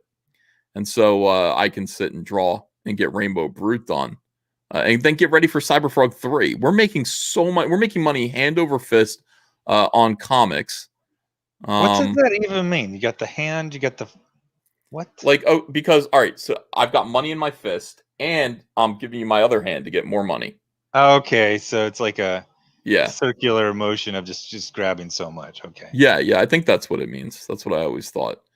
But yeah, we're making. I thought it was so much like money. A magic trick. You know how they'll have the hand palm down and they'll kind of wave it and then they'll turn it over. Oh, there's a marble there. I like my explanation better than yours, and I usually like your explanation better than mine. But in this case, we're doing so well. It's funny. It's just like I wonder if they look at this and get angry. I wonder if they're looking at this and getting angry. Like this particular campaign is me doing this right to their eyes. I mean, this campaign is, me doing my first real satire, deliberate satire at SJWs. And I wonder if it bothers them that by making fun of them, we continually make a lot of money. So, not to take the wind out of your sails, they've already moved on to Star Wars. Like, they're basically out of comics. You've noted, you've done several. How much has their attention jumped to Star Wars lately? They sense that they have successfully killed the American mainstream comic book industry. Who is that guy? He talks about SJWs. They move in, they hollow out a carcass, and then they move on. Yeah. They've already moved on. Yeah, I think you're right Jim about Lee that. still has hope for the industry. He says, Vita Ayala's New Mutants, our competitor's book. That's what I'm really looking forward to. Can you imagine being one of the dozens of people fired this year at DC, and you see Jim Lee saying, apropos of absolutely nothing, in the middle of a day, boy, I can't wait for Vita Ayala's New Mutants comic. And he doesn't say that about any of his own comics. No DC comics. He no barely DC promotes creators. DC stuff at all. I mean, you gotta be kidding me. What is going on? And I still have people saying, somebody sent me messages that might have been from Jim Lee, that he's particularly angry at me and what I've been doing. He's like, don't listen to Ethan. Don't listen to him. It's like, what exactly is going on over there right now? You put up a statue. You idiots put up a Batman statue at a time when everybody's getting fired.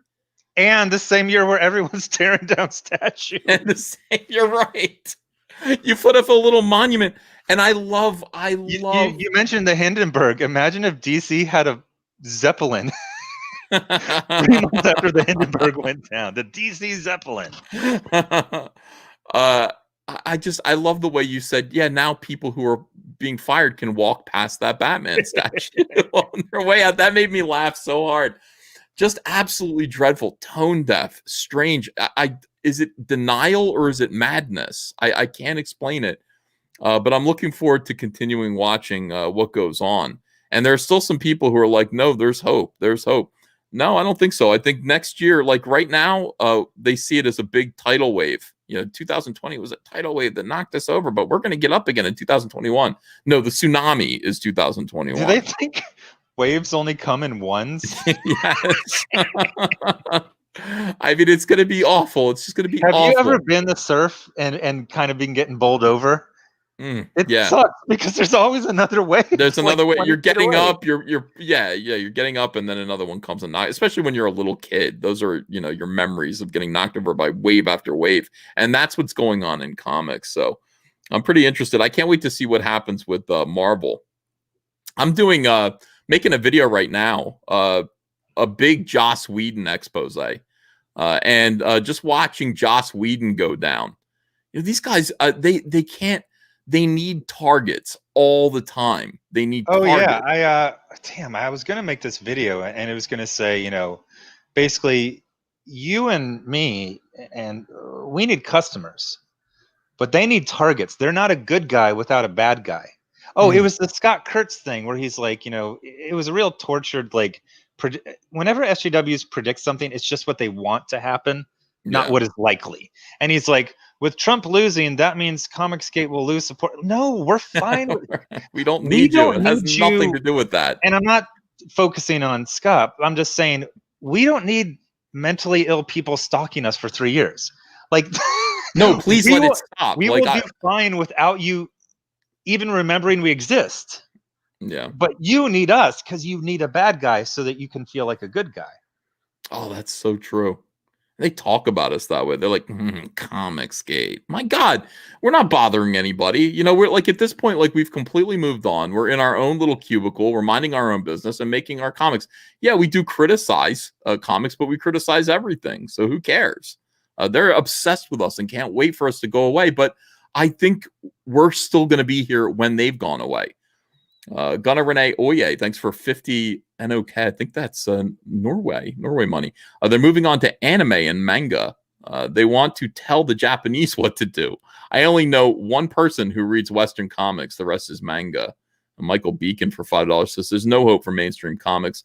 That's just gas escaping. By the way, 7 Legions on Indiegogo shipping now. Get it by Christmas. Thank you, Michael. Wilberforce Wooster's here. He says, I noticed nowhere on the campaigns do you say you are drawing Brute, just Stallion. I assume you are. Might want to do a small edit.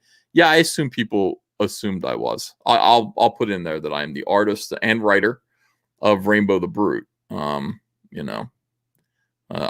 course, a lot of people wanted to do it, Zach. I got a lot of people going, can I draw one of them was Donald DeLay. Can I draw Reignbow the Brute? No, you can't. Get away from my You know what I'm like? I'm like a guy with a plate of food, and I have people over my shoulders with forks.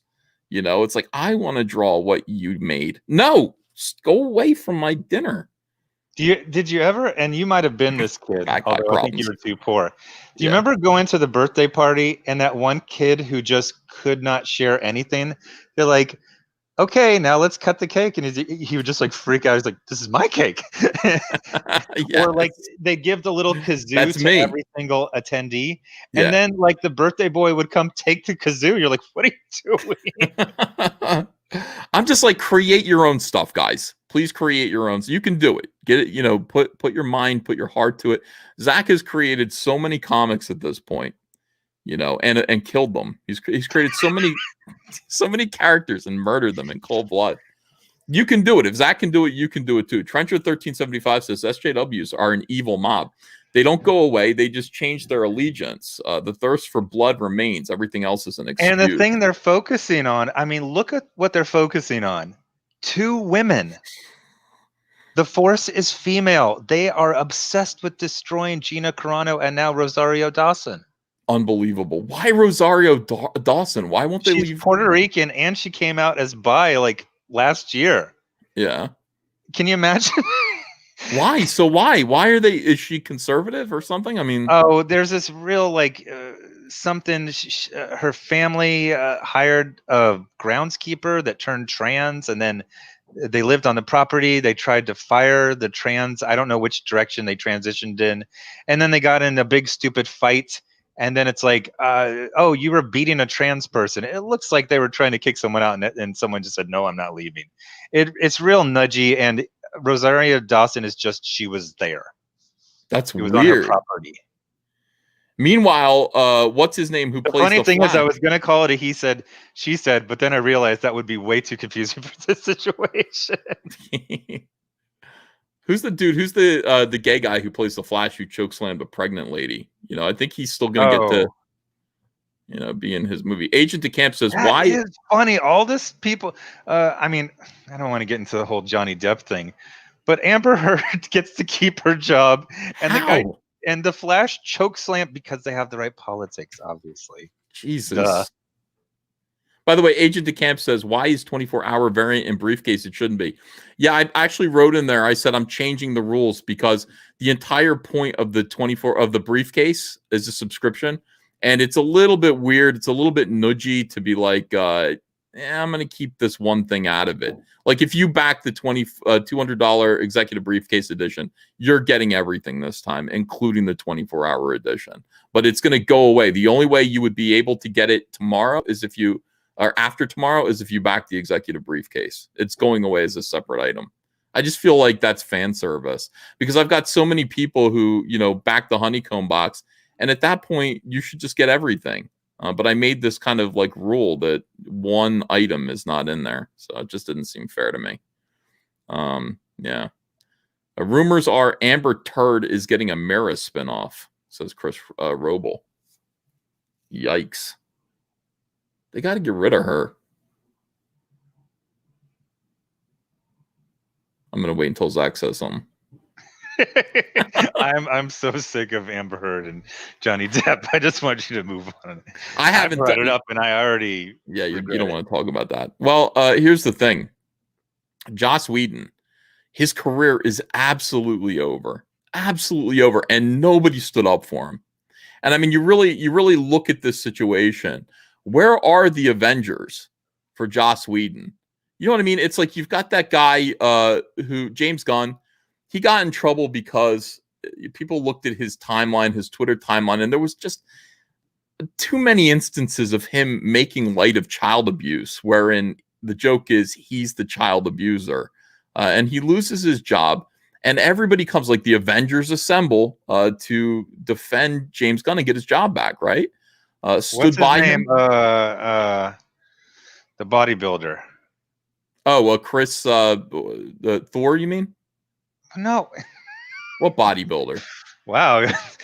You were wrong in two different ways. I thought it was only going to be one. The bodybuilder from Guardians of the Galaxy. Oh, yeah, that dude's a lunatic now. Well, that guy was ride or die for James Gunn. Like, that guy is the kind of friend you want to have. He basically said, I will only show up for the sequels because I'm contractually obligated, but fuck this sequel. I don't even want to do it. He said that dead ass, defending his friend. There's something up with him. He's gonna. I predict a murder-suicide in his future. I really do. There's something wrong with him. The funny thing is, he's got like that never-ending anger from like wimp SJWs in the comic book industry, but he's like 300 pounds of muscle. Like something's gonna break. Where is your testosterone? If you're whining about Trump all the time, and he was like Bleeding Cool. Every time I looked at Bleeding Cool, there was an article about Chris Batista whining about Trump. God. It's like, honestly, like I can see some of these other guys whining about Trump, like Chris Evans is super sensitive, I don't know what you would call him, a metrosexual, but like Dave Bautista is pumping pure testosterone. He's whining about the president all the time. It's weird. And his like, I'm here, I'm ride or die for James Gunn. So anyway, everybody stood up for James Gunn. James Gunn gets his job back. Chris Pratt, Republican, okay? The internet comes after him and calls him the worst Chris in Hollywood. Okay, this is the worst. What grade of elementary school does that sound like it comes from? You remember you get the notes passed around? Mm-hmm. Who likes who? Do you hate the teacher? Who's the worst Chris? That sounds like third grade to me. Yes, it does. So, but he was going to get canceled. They're like, we don't want him in the new whatever the fuck movie. And the Avengers stood up for him. So even like the worst leftists, like the Incredible Hulk, I mean, that guy is God. I mean, he's just fucking awful. He stood by Chris Pratt. So, it's like, it's not a matter of, hey, our belief systems are different. Like, yeah, these guys are ride or die for each other, except for Joss Whedon.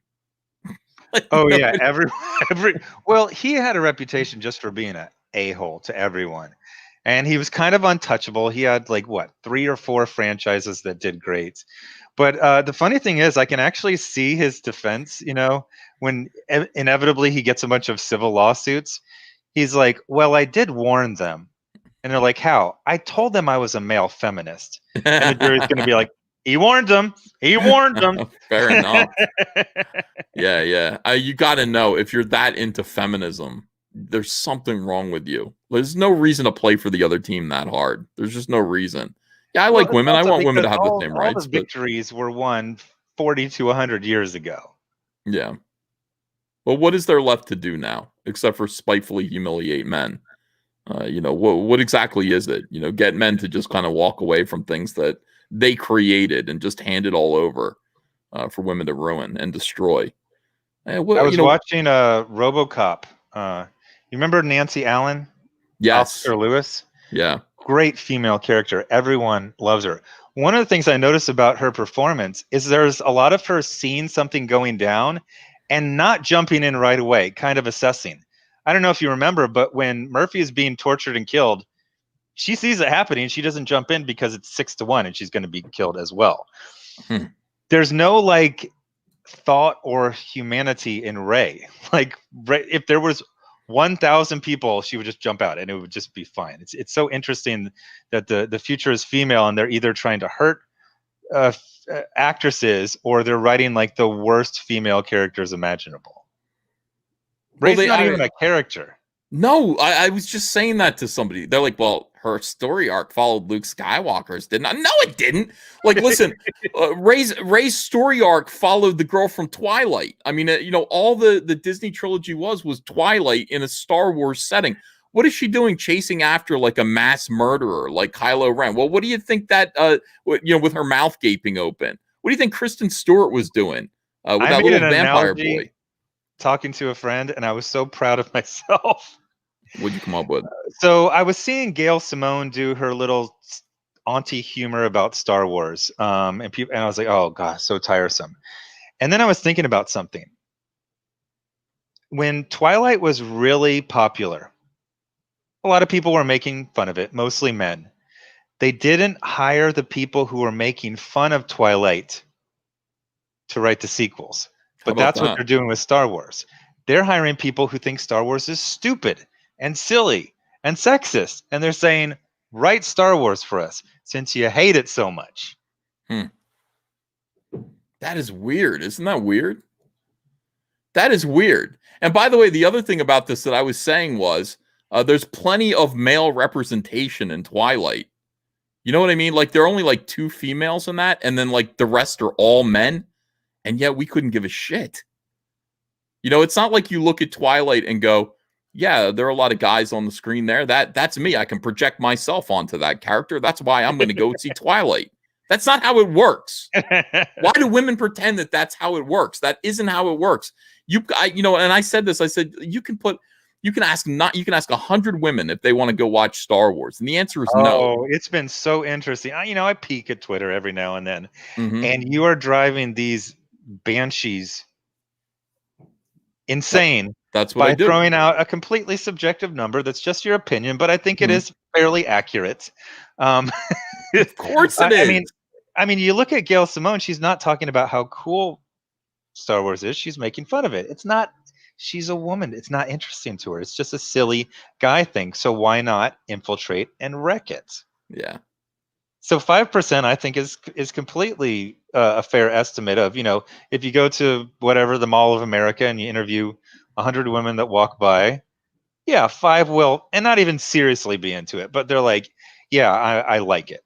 It's kind of a thing that I'm into. I honestly, geez, if you went to the Mall of America and just randomly sampled the first 100 women that walked by you, I think it might be 1. I think your Out of 100? 5% was like geek Super culture. generous. No, I mean, like geek culture is the thing. Like these people look up, well, all my friends like Star Wars. It's like you work in, I'm getting all these like blue check marks. I'm like, you fucking work in Hollywood. You are not representative of the real world. You are in a bubble. You're in a little little tiny bubble of hipsters that like Star Wars because it's ironic to like Star I Wars. saw one thing. I think you know this guy. The Disney Star Wars is stupid. Yeah, it's Chewbacca. For some reason, I went there, and he had this, Lucasfilm employee that was, of course, roasting paying customers, and it said before and after Lucasfilm, and on the left was before, it's a woman, long hair, and on the right was that like Alana Smith Bob's big boy haircut that white women have to get when they work in media for enough years. Yeah. Okay, in the chat, Geeky Sparkles was pissed at you, Ethan, for saying it's only 5%. Yeah, but Geeky Sparkles should be flattered because I said she was an elitist. You know, you have to understand being among the 5% means you are special. And not only that, 5% of the population of women is 200 million people. And do you really think That's for what a I'm saying you're fucking wrong. I'm second, thinking it's 1%. way less than that. Do you think for a 1%. second there are 200 million women who are actively supporting and enjoying Star Wars? There is no chance. The new Star Wars movie made almost, I think it just barely passed $1 billion. So clearly there are not 200 million of anyone who's going to see Star Wars movies and buying tickets. And we've seen, Disney try to make Barbie dolls out of Star Wars toys. It doesn't work. Nobody buys them. Their female characters are peg warmers. So all of the representation, all the outreach that they're doing to women fails. Women don't like Star Wars. Few of them do. A few of them, a relatively few do. And even the ones who are talking to you claiming to love it, they love the idea of being known as the woman who likes Star Wars. That's right. And you should. And by the way, they should. Like that makes them special. Like Geeky Sparkles going, what? It's only 5%. Geeky Sparkles, why would that be an insult to you? First of all, it's less than 5%. But why would it be an insult? I mean, it's like it might be less than 1%. That makes you unique. I'm thinking about being at a mall, going to a Walmart, and interviewing the first 1,000 women who come into a store. I Yeah. think out of 1,000 women, you might get 2 or 3 Is that are everybody actually so? into Star Wars. People just think that their friends and their circle of friends represent Okay, all of this is a trick humanity. question. They don't have friends. They Well, have Twitter allies. These people ally. have no actual friends. Yeah. I belong to the female Star Wars community, and all of us like Star Wars. So you must And be we wrong. also all hate Rosario Dawson as of 3 days ago. Yes. And part of, by the way, part of loving Star Wars, it seems from what I saw, is also hating men. Because I don't see people going, fuck Ethan Van Sciver. I see women saying, I wish all men would die. Well, Just yeah, because of me? I've Like, seen you retweeting that stuff. The other thing is that, and again, this is a sign of mental illness, not having proportionate, freaking response. yeah. If someone said, you're not a real G.I. Joe fan because you don't know whatever, Gung Ho's real name, I would go, it's Yeah. not any part of my life. I like it, but yeah, I'm not an expert in every single part. It's not anything. This isn't some great, like destruction. And they're like, you're making the women feel uncomfortable. It's like, y'all really got to decide if you're strong and independent and Yas Queen, or someone having an opinion physically damages your spine. It's really insane. Make up your mind.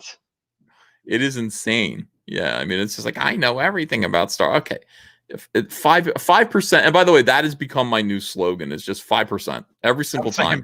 I'm saying 5%, but I'm saying less than 5%, obviously, but 5% seems like nothing to them. And it's like, again, there are 8 billion people on the face of the earth. 3.89 billion of them are women. Actually, men outnumber women right now. What? I always heard women were like 51%. Yeah, that's what I thought too, but I checked the population. I actually Googled because somebody said, first of all, there aren't 4 billion women. And I went, oh, there aren't? Well, let me look.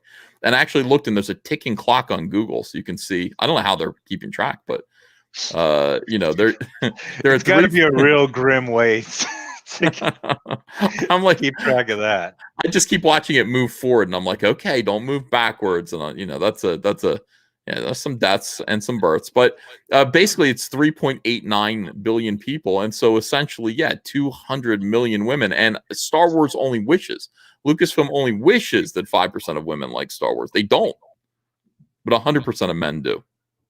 And that's what really bothered them when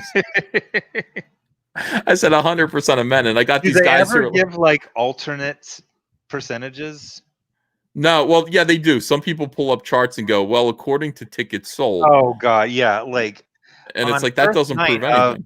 Force Awakens, 50% of the audience was women. Yeah, that's because dates exist. Oh my God, that proves Star Wars fans can get laid. That's what it means, But I mean, it's like, it's very, very odd.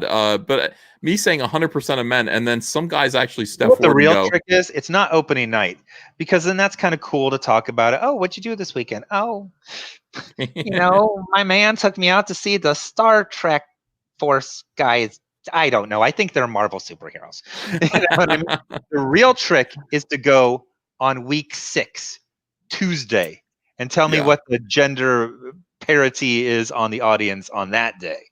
Because that's going to be, 99% men. That's right. The dollar showings of Star Wars. Essentially, I mean, that's what it's. So I got these guys who come forward and go, I'm a guy and I don't like Star Wars at all. And I'm like, I said men like Star Wars. You just admitted that you have no penis. Go along with me. 100% of men like Star Wars. Would you say there is less open mouth smiles in Twitter profiles nowadays? They stopped doing that because I think, you know what it was? I really think PewDiePie. PewDiePie did it. He put an end to it because PewDiePie said to millions and millions of people, he acted disgusted, like it was vomitous. And I'm so glad he did it to Joe Glass. That was the best day of my life. Yours too, I'm sure. Putting Joe Glass in memorable. Face. I remember, like, in my saltier days on Facebook, like 10 years ago, I remember literally telling people, men, stop smiling with your mouth open. Yeah. I would literally post that on people's pictures. Stop this. Horrible, just horrendous. I don't understand where it came from. Everybody thinks they're a cutesy cartoon character. Well, I mean, you look at that. You look at that 616. Yeah. They're literally like, so Dan, tell us about yourself. Well, first of all, I'm a cutie pie. Do you remember the little music they would do when he was walking in the Marvel offices? It's like do do do do do do. It should have been a tuba. That's it. Just boom, boom, boom, boom, boom. Just a solo tuba when that Well, guy's I mean, walking I around. was actually, I'm not sure if I was feeling sorry for him, but when I saw him walking, like that really gives away like your health. Like he can't walk. Did you see when he was walking down that alley? Yeah. His arms stick out like Patrick Star from SpongeBob, and he waddles side to side. Like there's a lot of physical problems he has just walking down the street. Yeah. Yeah, it made me sad. It did me. That whole documentary made me. Well, it made me laugh. No, you know what made me laugh? What made me laugh was the internet reaction to the documentary. Oh, I mean, there were so many layers of laughing. It was what's his name, Brevoort. Brevoort was freaking me out until I realized what he reminded me of. Have you ever seen the Dune Lynch or the Dune Lynch? David Lynch Dune movie? Dune, yeah. Do you remember the bad guys, the Harkonnens, and one of them had like rotting skin and all these pustules? I was like, there's some sort of lymph node. Like, and then I'm not trying to be mean. They showed this female editor who's probably about 26, and like her skin was like sloughing off of her skull. I was like, what is going on in this office? Like, is this an Indian burial ground or something like that? Yeah, but I mean, to be fair, like comics is not exactly, the one thing that Jim Lee said that was really cool, and I never listened to him, but he said, you got to get up and kick a soccer ball around because comics is a really sedentary job. And if you're a comic book artist, you might not be as fit as I am. You're sitting on your ass. You just gotta tell people that you're 6'4". If you're 6'4", everything just clicks into place. I'm 6'1". Oh, no, I don't even think no, you're 6 that. foot. No, Yeah, 6 foot. exactly. I'm not 6'1". 6'0". Yeah. So my thing about the whole Dan Slott thing was I loved Twitter. I loved the Twitter reaction to. I described it as trying to unshart a shart. Here we go. Watch my video. Holy shit, I knew Dan Slott was a terrible writer. Now I'm pretty sure he's the worst. At Dan Slott. You. Not only was Dan Slott a shitty writer, he's also a shitty employee. I wish Dan Slott would block me. Dan Slott doesn't like having any respect for his coworkers. The Disney Plus documentary about Dan Slott exposing people outside of the comic world to how much of a shithole he is.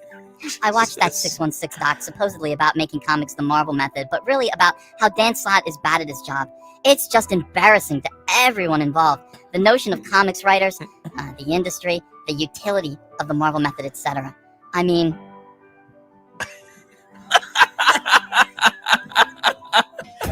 I love him just sitting there. I love that picture of his face when he's just got his mouth open and an embarrassed smile. Oh, it makes me laugh so hard, dude. Oh, God. It's called a fear grimace in the simian world. A fear grimace. The guy just called him out on camera. And I totally don't think that Dan Slott was expecting that. Like, that's the thing. Like, Dan Slott thought that he was gonna, he was gonna have fun. He was gonna be made to look like the fun guy who writes comics. Well, he obviously thinks that he's utterly delightful. But that's also a really weird thing for any man to think about himself. Yes. I think that little jaunty music plays in his head when he's walking around. By the way, where's Doug Ernst? Doug Ernst must be enjoying this so much. I'm just thinking I need a doctoral thesis explaining him banging on the glass and saying, "Would it be funny if this broke?" He was missing a funny line there. He was meant to have a sitcom line, and he couldn't come up with one, Zach. Yeah, I choked under the pressure. Wouldn't it be funny if this broke? I guess if the glass ended up in your face and in your body, it might be. You know what? He really is bad at dialogue. I wish Christos Gage had written his dialogue for the documentary. Can you imagine if they did like a clutch? You know, Clutch Cargo. Yeah. Like a Clutch Cargo thing, but it's Christopher Gage's lips saying something witty and fun at the same moment.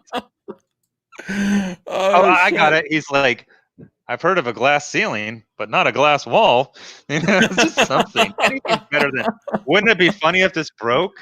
Like, it wouldn't be funny. And he's pounding on it, and poor Tom Brevoort can only go, no. Like, that's his reaction. Like, I have so many questions. Number one, it's not the 1500s. Glass is not made out of glass.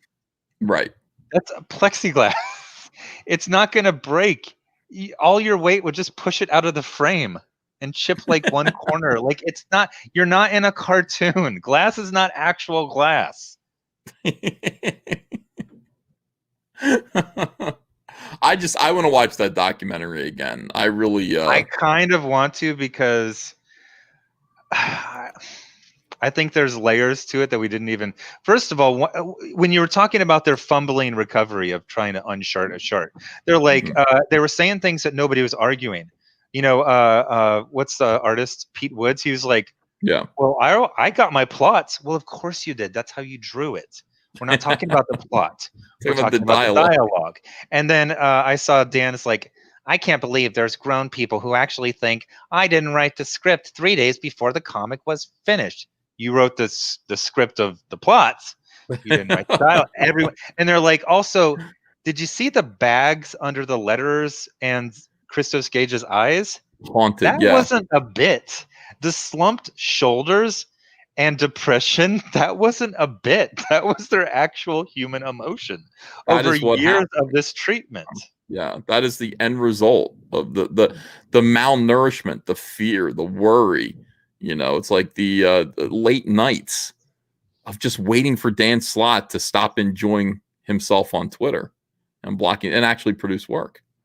Just amazing. Yeah, and I love Twitter's reaction, because they called it right out. They just said, this is a guy who is mistreating. I mean, it seems like an overstatement, but it isn't. They're like, he's abusing and mistreating his coworkers.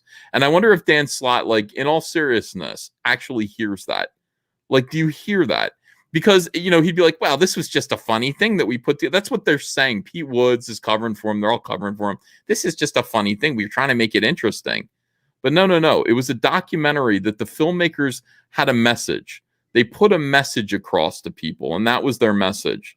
That Tom Brevoort is a clown for continuing to hire this guy. There's some kind of nepotism, some kind of seniority thing, some kind of friendship that allows this incompetence to continue to go unchecked. And Dan Slott is bad at his job.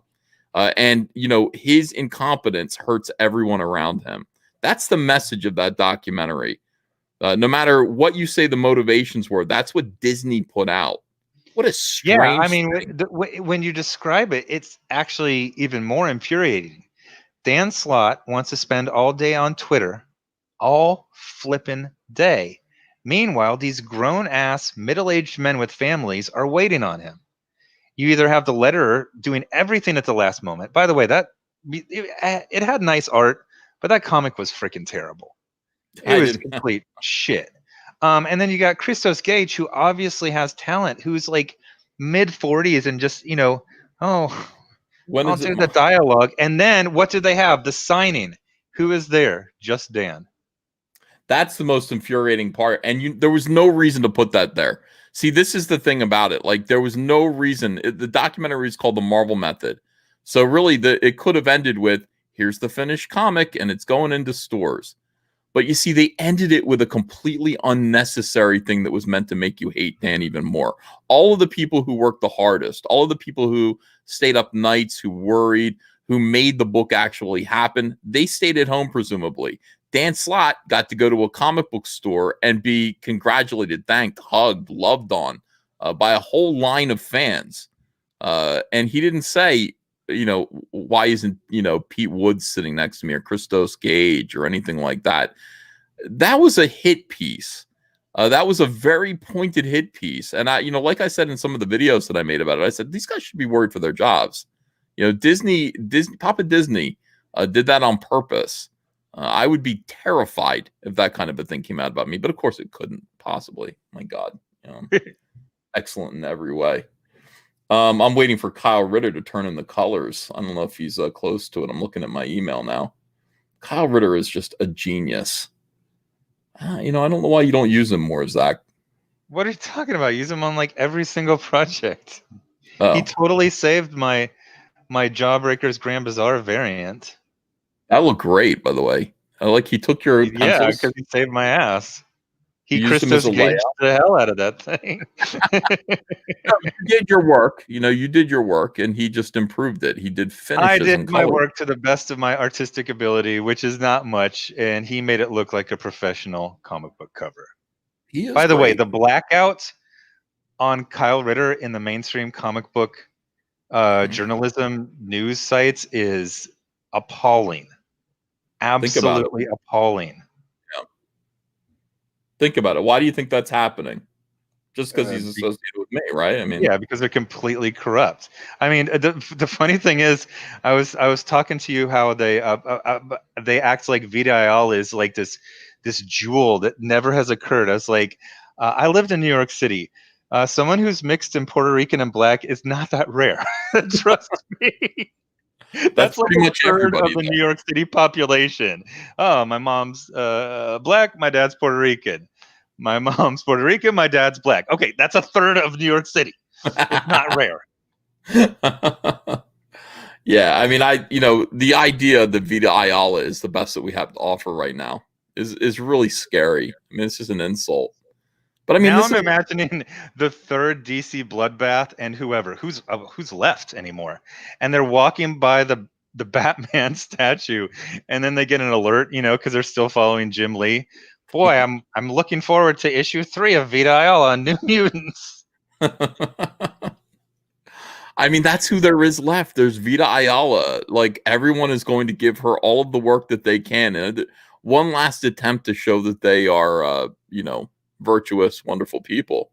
Vita Ayala inherits Frank Miller.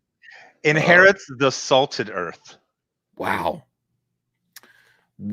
Think about that. Think about think about the greats. Think about John Byrne.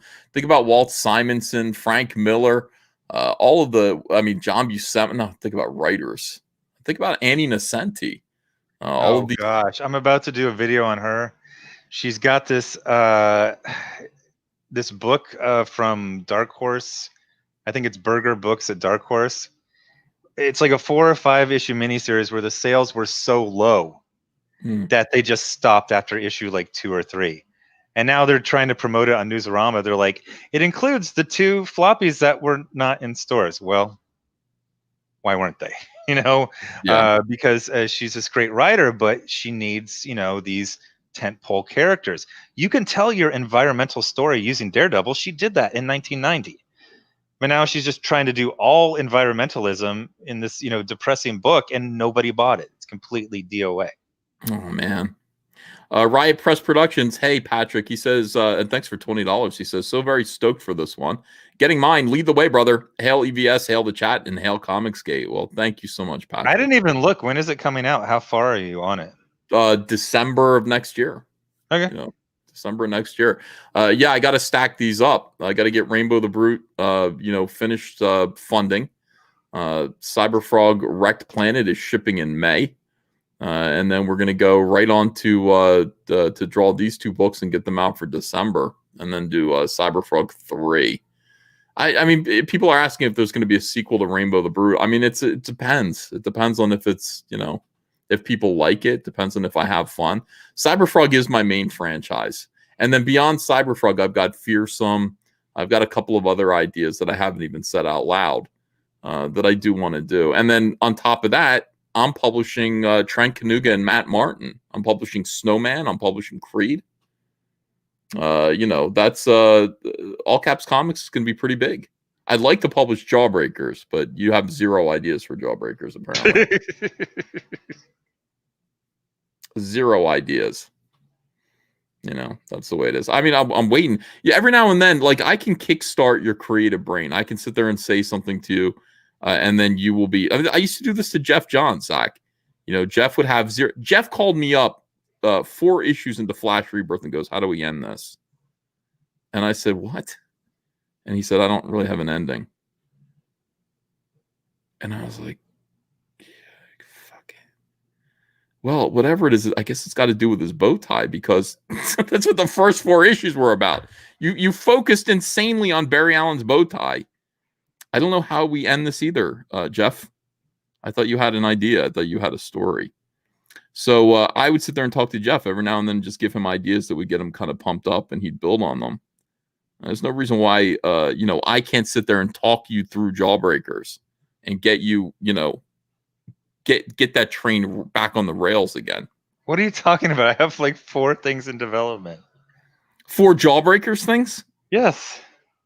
I haven't seen them. I saw that thing today, though. What? The thing they showed me that said it was. You said it was a Oh secret. yeah, the cover. Yeah. Cumberbatch Pepperpot says he can use a rainbow cornucopia horn to hear. Yeah. That'd be kind of cool. Refresh. Where are you at? Okay, let me see. We should be at 140 now, maybe. Let me find out. Let me go back to the chat. Yeah, we're at 140,000. This is hour 2. Hour 2 is coming. No, hour 2 is here. $140,000 in the first 2 hours. Thank you, guys. Thank you. Amazing. Amazing. I don't know how I just talk all the time. Andrea says it. She's like, "Do you ever shut up?" I'm like, when I'm around other people, like, I sucked at Thanksgiving. We had family over, and I should have been a raconteur. You know, I should have been entertaining. I sucked. I just had nothing to say. Nothing. I did. And here I can talk all the time. But Thanksgiving, I was like, yeah, hey, everyone. Welcome to our home. Enjoy our food. Well, you can't talk to him about like Kathleen Kennedy. They don't know about this. I mean, I could, though. I mean, that's the thing. Like, I could actually do that. I could sit there and say, hey, Kathleen Kennedy's a bitch. And they'd say, who? And I'd say, let me explain. Let me spend 45 minutes showing you awkwardly all these videos at the table. But it wouldn't be awkward. Like, here's the thing, Zach. People can be amused by that. You could say, you know what? Ryan Johnson has the roundest head I've seen. And they'd be like, who's Ryan Johnson? I'll be like, did you see Last Jedi? So he filmed, he's the director of that. And this guy's got a skull like a soccer ball. And for some reason, he is unfireable. And last year at this time, they were still talking about how Ryan Johnson had a trilogy of Star Wars in development with Lucasfilm. Why? And they just look at me like, I don't know why. I'm like, yeah, I saw that article like 2 days ago. Like, Ryan Johnson is still in negotiations. But that was from a year ago. So Ichibaka was saying, Ichibaka retweeted it and said, how's that going at this point? How is it going? For Ryan Johnson's negotiations to do Star Wars.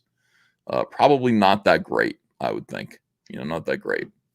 Well, I want to thank everyone. Let's see. Hold on. Babylon Booby says, good on you, Zach, for putting up with Ethan's babbling. That's exactly right. Zach and I are good.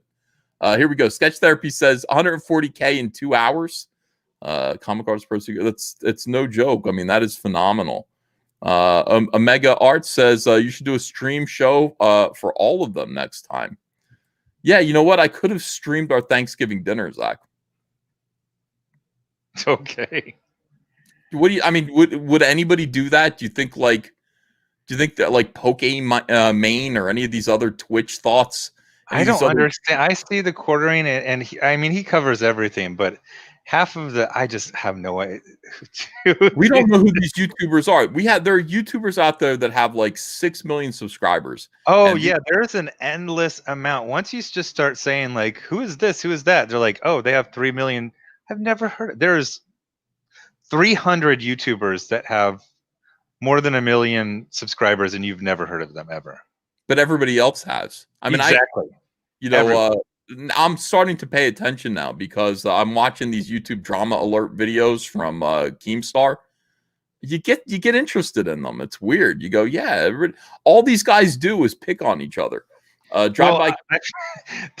For some reason, since I started like reading these, like I'm watching, fitness and keto. There's this guy. He kind of like just makes fun of fitness people, but like it's very strange because it almost feels like you're supposed to have watched every other video and know why they're stupid. Because if you watch his video, he's like, I'm talking about this guy, shows a picture of him. Look at this idiot. It's like, you're not really explaining any of it. Well, we do the same thing here. We'll be like, look at Mike S. Miller. Oh my God. People who are new here would be like, who, what? Drive-by commenter for $10 says, afternoon, guys. Congrats on the campaign. Figured I wanted to get started creating my own sequential art someday. Where does a beginner start getting feedback on their art and writing? Oh, that's different. That's a different question, Zach. Where do you go to get feedback? Not from Zach. Don't get feedback from Zach. You'll never get out of bed. You'll be depressed forever. John Malin put me down, and I was just like, oh, I can't. I couldn't draw for 2 days after John Malin put me down. Fucking horrible. Absolutely horrible. He said, the fuck is this? Is it on model? I mean, are you? And I was like, I thought it was good. And he's like, now, Zach, he had COVID. He didn't know it when he said that. You know what I mean? He had COVID-19. You're saying if he didn't have COVID, he would have said it was great. Yes. That's what I believe. I believe that, the only reason why he would say something that nonsensical to me is because he was sick. He wasn't feeling well. He could barely breathe. And that is probably why he didn't say that I was great. Okay. That's the only reason that could possibly be. I've thought about it a lot. I've forgiven him. I've forgiven him for that. Let me see. 200 Watt Studio says, EVS, if you get behind on your books, get Chris Gage. Yeah, I will. I will get him. Let's see. Who's a worse writer, Chuck Wendig or Dan Sloth? Says Adam Wooford. It's got to be Chuck Wendig for me. Yeah. Dan is lazy. But when he's actually working, he's pretty good. Chuck Wendig, is even though he's on Twitter all the time, he's very prolific and he's terrible. He's just fucking terrible.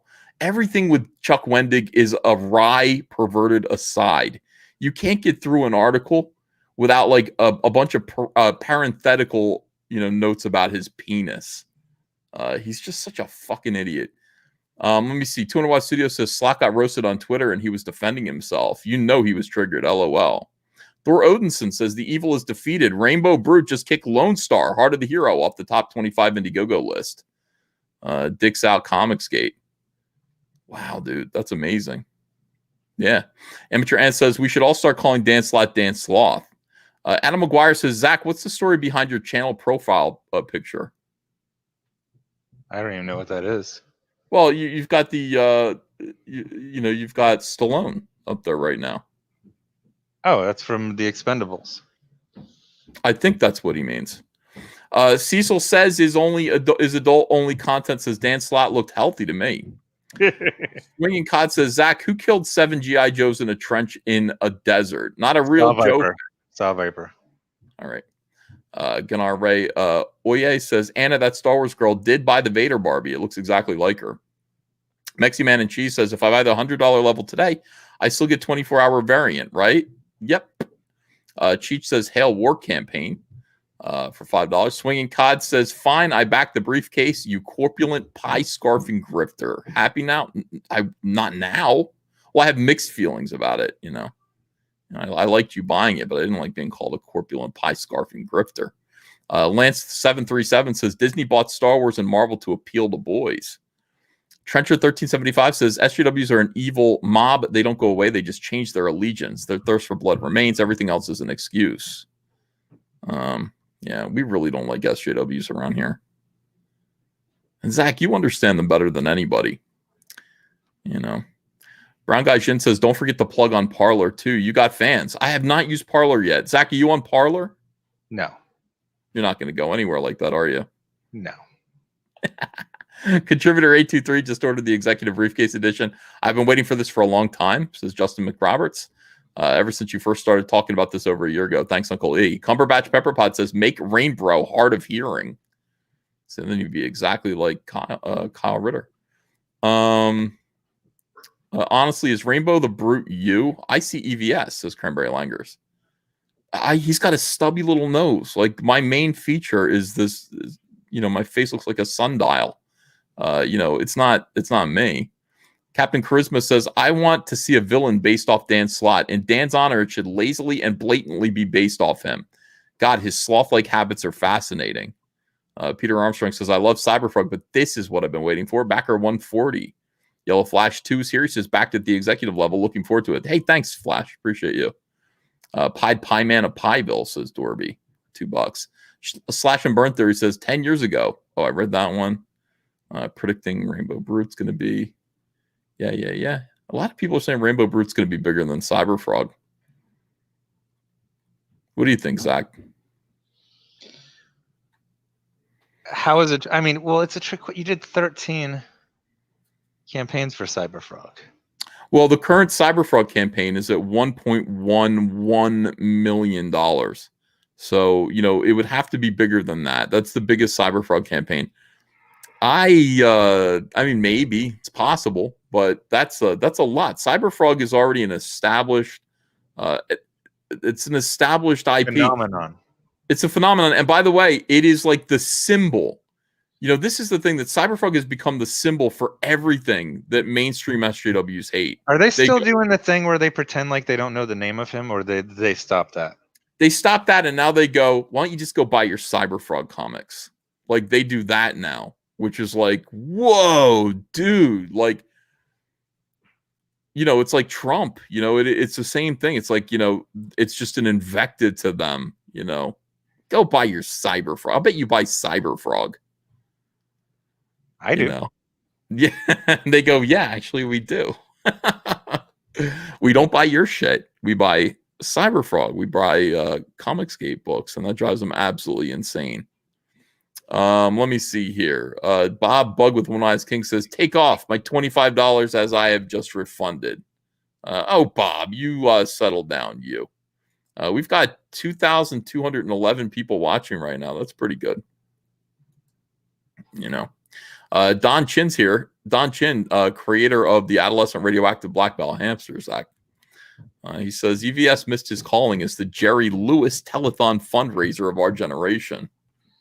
That would make Cecil the special needs child that I was helping. I'd be proud of myself for that. Wilberforce says, I'm only watching because of Zach. Wilberforce, when are you going to forgive me? When are you going to get over your hatred of me and come back to the fold? I've been nothing but nice to you, Wilberforce Wooster. Hit that like button. Yeah, please do hit that like button, everybody. Let's go over the campaign again. We've got so many people watching right now. So many people are watching, Zach. It is astonishing. Rainbow the Brute just launched today. This is a campaign that's based on... This is the thing. My premise, this is what I think Comicsgate creators should do. You should listen to the fans. You should listen to the customers. It's very simple. This comic book would not exist if it wasn't for the fact that everybody insisted that it exist. I did a video a long time ago, 2 years ago, in which I took female properties, female toy IPs, comic book characters, and I turned them into high T male versions. Okay, that was the whole premise, the joke. And we ended up with Rainbow the Brute. And it was funny. I think it was the best one that I did. And everybody kind of said, this needs to be a comic book. You need to do something with this. So I thought about it for a long time. I came up with a story. I came up with, a premise, something for this guy to be doing. And here we are. Rainbow the Brute is finally an Indiegogo campaign. It is here. It's going to be me. It's going to be Kyle Ritter. And then we're going to do a whole book called Cool Story Bro, which is going to feature the work of all of your favorite comic skaters, because none of them will say no to me, Zach. None of them. Not even you. You wouldn't dare. You're going to do something for me. So we're going to get... I'll pay you, Zach. Don't worry about it. We're going to get like all of the best comic skaters to do cool stories. And it's going to be fun. Here's the trailer this is a teaser trailer, but it's all I'm going to do for Rainbow the Brute. New from All Caps Comics, Reignbow, the Brute, the last real man in fairyland. A tale of prismatic pain, a spectrum of brutality, and a pretty good dad. Choke slam a unicorn by backing it today, only on Indiegogo. Yes, that's right. Only on Indiegogo. Thanks, everyone. This is Reignbow Brute. He is the last man, the last real man in fairyland. And it's nice to meet him. He's a hard-fighting, hard-drinking fairy barbarian who battles the Thundercloud men and maintains order under the rainbow. That's where we all live, actually. We all live under the rainbow. It isn't easy with unicorn pests, thumb-sucking apes, commie elves. These commie elves, Zach. You know what I mean? You watch the Smurfs, you realize that was communist propaganda. You didn't even realize it. It was right under our noses. Smurfs, socialist men under a red father. Smurfs, they were communists. They were all the same, working together. Then you had Papa Smurf, who looked like Joseph Stalin. It makes me crazy when I think about it. And the Onion Grove children, requiring constant vigilance. But Reignbow's worst day ever happens when after a series of honeysuckle shots, he quarrels with one of the Unbearables, a clan of miserably emotionally manipulative grizzlies. And picture Gail Simone, but in a fur coat. And they steal something precious to him. Not only that, but Paula Pocket, a former girlfriend whom he hasn't seen in 15 years, finds him to let him know that he has a son. And that boy needs a father. Mount up on Reignbow's girthy stallion Napalm for the adventure of a lifetime to retrieve Grass Blade and perhaps along the way teach a young Shiro Pocket what it means to be a man. Reignbow the Brute is parody satire that will take a lot of your memories from the 80s and blend them with high testosterone and fun. It'll be 48 pages. Hopefully we'll be able to afford some specialty covers with your support. And we already have all of the Reignbow Brute covers now at this point are going to be Rainbow Prismatic Chromium because we have passed the first stretch goal of 100,000. We're heading towards 150,000. Zach, look at these bears. Look at these monkeys. Okay. All right. Remember the Munchie cheese in the 80s? Yeah. They'd suck their thumb. These ones suck your thumb. That's it's horrible. Here's Reignbow the Brute, Shiro Pocket. This is Kyle Ritter's incredible cover. Look at this. This is the Kyle Ritter variant cover that you'll be able to get. Kyle did a great job. Basically, he just traced a photograph of himself. I think, everybody's saying that. Bonus comic, My Girthy Stallion Barnstorm. My Girthy Stallion Barnstorm will be a spin-off book in which the baddest and beefiest stallions, Ghost Gallop, Saddle Axe, Blood Rains, Unstable One, Riot Spur, Stormhoof, and of course Reignbow's own steed and best pal, Napalm, saddle up to ride hard against Stalin and Trotsky. Tons of fun, art and story by. There's a lot of anti-communism in this, Zach. You would think that I'm Joseph McCarthy. You would think I'm Senator McCarthy. And I am. Take a ride with My Girthy Stallion. I was going to put take a ride on My Girthy Stallion, but I decided not to be that obvious. It's for kids. 48 pages in full color. You'll have a great time. This is cool story, bro. This is what Zach's going to write. Toxic fairy tales for masculine men. I'd like to make a storybook, a beautiful leather-bound volume of future classics featuring high-tea parodies of fairy tales reworked and illustrated with a toxically masculine agenda. I'm going to do my own spin on Snow White. John Malin's going to do Little Red Riding Hood. And I'll invite more of the best creators like Zach to join us in filling in this book with kick-ass fun. This will be the perfect gift for the dude in your life. I should have put dude bro in your life. Dude bro. Don't miss it. This is the executive briefcase edition. It's going to look like this, but not as gay. Probably gayer. This is a subscription to the campaign. It's the ultimate way to enjoy Reignbow the Brute. If you back at this level, you'll receive one of every perk, some exclusives, only available at this tier from here until we fulfill. So it's actually a lunchbox. All right, so here we go. We've got original art, stretch goals. We got 100,000. All versions of Reignbow the Brute will have a beautiful prismatic chromium cover. At 150, which we're approaching right now, My Girthy Stallion will have a chromium cover. Now, these are the other stretch goals that I've got right now. At 300,000, if amazingly we get there, I'm making thermoses. I'm making Reignbow the Brute thermoses, Zach. And you think I can't do it, but I can. Don't doubt me, Zach. know what I'm doing. These are the tiers right here. Executive briefcase edition. We've got 4,000 of them. We've already sold 540 of them, so they're going pretty quick. Rainbow the Brute regular editions. That's this cover right here with father and son. That's what it is. We've got Cool Story Bro. We got the Rainbow Kyle Ritter variant. 24-hour variant is selling very quickly. 185 copies sold so far. My Girthy Stallion. Both comics. Rainbow. You've got all kinds of different ways that you can purchase this. You can do it however you want. Rainbow Brute original art. We've sold 2 pages already, and Girthy Stallion original art. 2 pages of that. That's going to be first come, first serve. Choose the best page. Choose whatever page you want. The earlier backers get first pick. And thanks to the 4 people who have already purchased pages. Amazing. Deep in my heart, I am grateful and humbled. We're going to get to 1,000 backers probably tonight, Zach.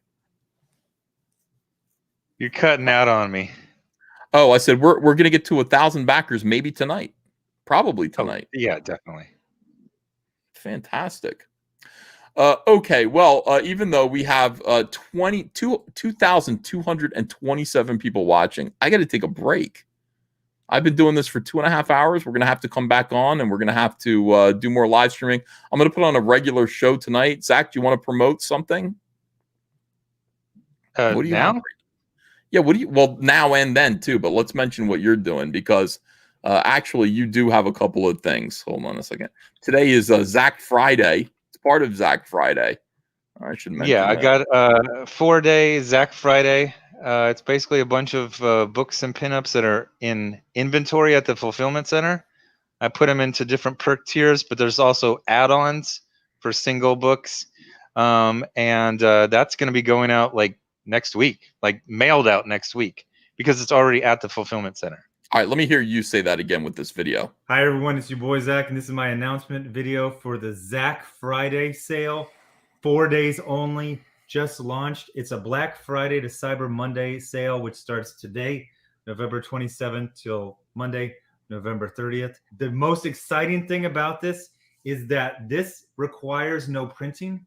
It's all stuff that's been printed or produced for previous campaigns, which means this ends on Monday. I make the backers list on Tuesday, probably get the invoice on Wednesday, and then it's getting mailed out. We got multiple different perks.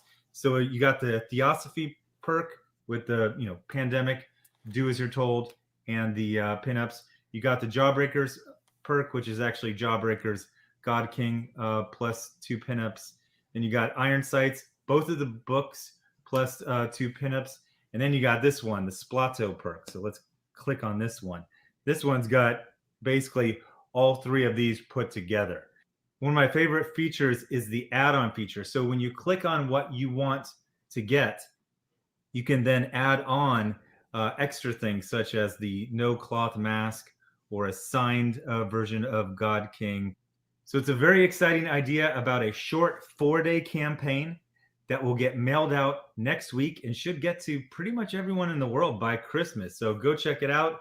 And thanks again to the backer, because this is going to be called the Splato Comics Holiday Grab Bag, and now it's called Zach Friday. I also convinced Ethan Van Sciver to do a Cyber Frog Monday. He's not doing an Indiegogo as far as I know. I think it's an eBay sale. So go check with him about how he's going to run that, but go check it out. And then I'm going to adjust this so it's not off center, because that's anyway. Thanks for watching. I can't believe you put that in the video. That's great. Cyber Frog Monday starts tonight at midnight. So there's going to be a package of one of every Cyber Frog book, pretty much, and an exclusive Cyber Frog mouse pad. That's going to be $100, limited. Yeah, I saw pictures of that. It was all over your kitchen table or something. Yeah, we've got them all set up, ready to go out. Well, we figure, it's only going to be a 24-hour campaign, and we'll, as soon as we sell them, we're going to ship them. So, people should get them Wednesday or Thursday if they back them. But I think you're over promising. Like, why? Say we do it later. That you're 2 days. Yes, we send everything first class or priority. and it gets to people in 2 or 3 days. It's amazing. We send things out same day. So if people order things on eBay, we send them out that same day, and they get them in 2 days. It's good service. It's good customer service, and we make a lot of money on eBay.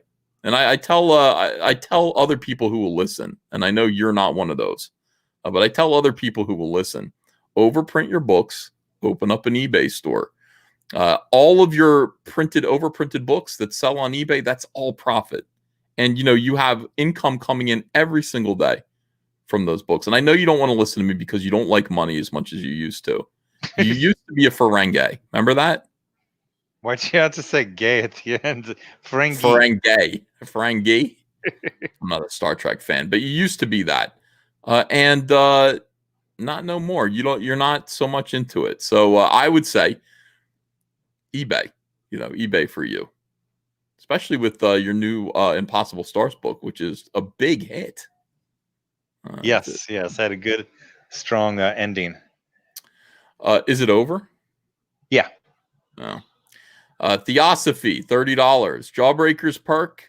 We got $40 for Jawbreakers. This immediate fulfillment. Iron Sights is here. Splato perk. How come you're doing it this way and you're not making it? Okay. Theosophy. I'm packaging together all the perks that are in the inventory. Okay. So just come support Zach. Pick up some books on sale on Zach Friday. This is going to end in just 36 hours, so don't miss out. We appreciate you guys. This is great. I mean, this is just money in the pocket right here. This is all profit. Yeah. That's what we want. That's what we want to see people doing. You're saying I'm not Ferengi. I literally turned a bill into profit. But you're doing it once a year. $100 a month to store it, and then I was like, well, let's just clear it out. No, but you're doing it once a year when you should be doing it every single day. It's not as special if it's every single day. Well, yeah, but there are new people who, Zach, you've got a popular YouTube channel. There are people who are discovering you. And every single day you've got new people. See, I've got people going, I would back Cyberfrog Wreck Planet, but I didn't read Blood Honey. And I go, here's the link to our eBay store. Make a lot of money that way. I mean, it really is. You get new fans, you get new customers. You got to have your stuff available all the time.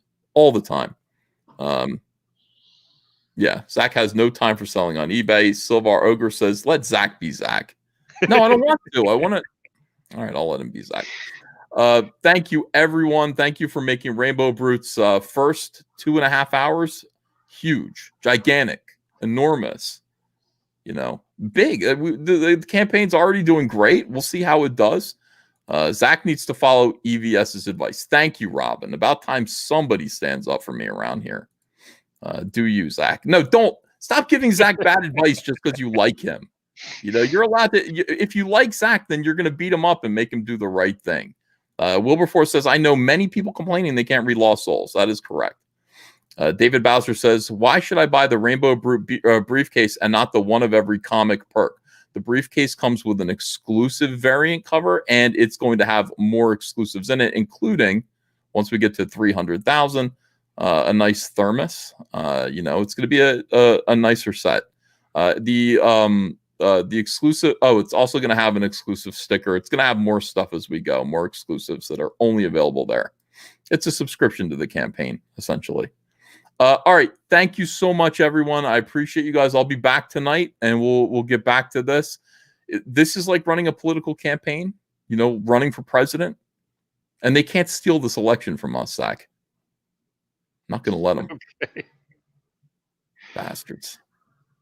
These guys are not going to fuck with the voting booths. They're not going to do it. Not here. Not now. Not under my watch. Not on my watch, Zach. All right, thank you, everyone. Super chats. I read them all. I read all this, didn't I? Let me go back. Oh, I'm sorry. One more time. Let me look. There might be more super chats that I missed, but I thought I got them all. Can you get your boy's signed book perk by itself? Says Idiot X. Oh, I don't have that set up. I think it's only available as an add-on. Ginger Safe Space says, congrats, Mr. Skyver. This project demands a retake the Rainbow Worldwide t-shirt. Do it for the patriarchy. Ginger Safe Space, another 1,500 ISK. Looks like about $10. Thank you. Stonewall says, I'm going to write the first fan fiction for Girthy. Nice. Mitch Rockage says, "Hail, Rainbow Brute." Douglas Nelson says, "Finally, some real representation." Let me see. Madness Production says, "Just backed on the executive tier. Ethan, will you be telling the story intro of the boy whose imagination spawned Rainbow the Brute?" Yes, that is the beginning and the ending of the book. Literature Devil says, "Back to twice. Can't wait to get it." Thank you, Literature Devil. Cecil says, "Rainbow Brute is going to be bigger than Scott Kurtz, Gail Simone, and Dan Slott's post-Thanksgiving BMs." That is disgusting. Cumberbatch Pepperpot says, "I nominate Wartsbury Shortcock as a character." Adam McGuire says, "I meant the profile picture on Zach's YouTube channel. Sorry, I should have specified." Yeah, that's from like an issue of What If, I think.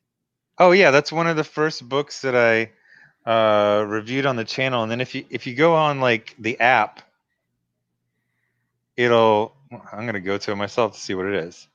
So it's got like this banner that's 1, 2, 3, 4, 5, 6. It's like some of the first comics I ever reviewed, and then you can see the cover. It's What If something Daredevil Captain America. So it's like the What If, like kind of like the Crypt Keeper, except for I guess they forgot about him, because I don't know why it wasn't just Uatu, but I guess they briefly had like a Crypt Keeper, host for that, and then they got rid of him. Let's see. Russian Bob says, "Missed out on the Warts and All campaign. Will you be selling them on the eBay store?" Yes. He says, "I backed Rainbow the Brute early." Thank you, Russian Bob. Drive-by commenter, "Afternoon, guys." Oh, I read that one. Okay, I think we're all caught up now. Thank you so much, guys, for the super chats. I'll be back tonight, and we'll continue this. Let me take one last look at the campaign and see how we go as we leave. And this is awesome. I like running Indiegogo campaigns. Just, dude, we're $200 away from $150,000 in like 2.5 hours. I mean, my dad never made that kind of money ever in his life. He never did. By the way, my dad was here. He left this morning. I said, "You can't stay to do the campaign." He said, "No, I got to go home. My Native Americans need me." I said, "Geez, Dad, everybody's going to miss you." But amazing, guys. Thank you so much. We are this close to 150,000, 941 backers. I'm in awe. I'm really grateful. I'm moved. Thank you very, very much. I will be back tonight. And thanks, Zach. Thank you for stopping in, man. It's always a pleasure when you come join us. Thank you. All right, guys. See you in a bit. Bye.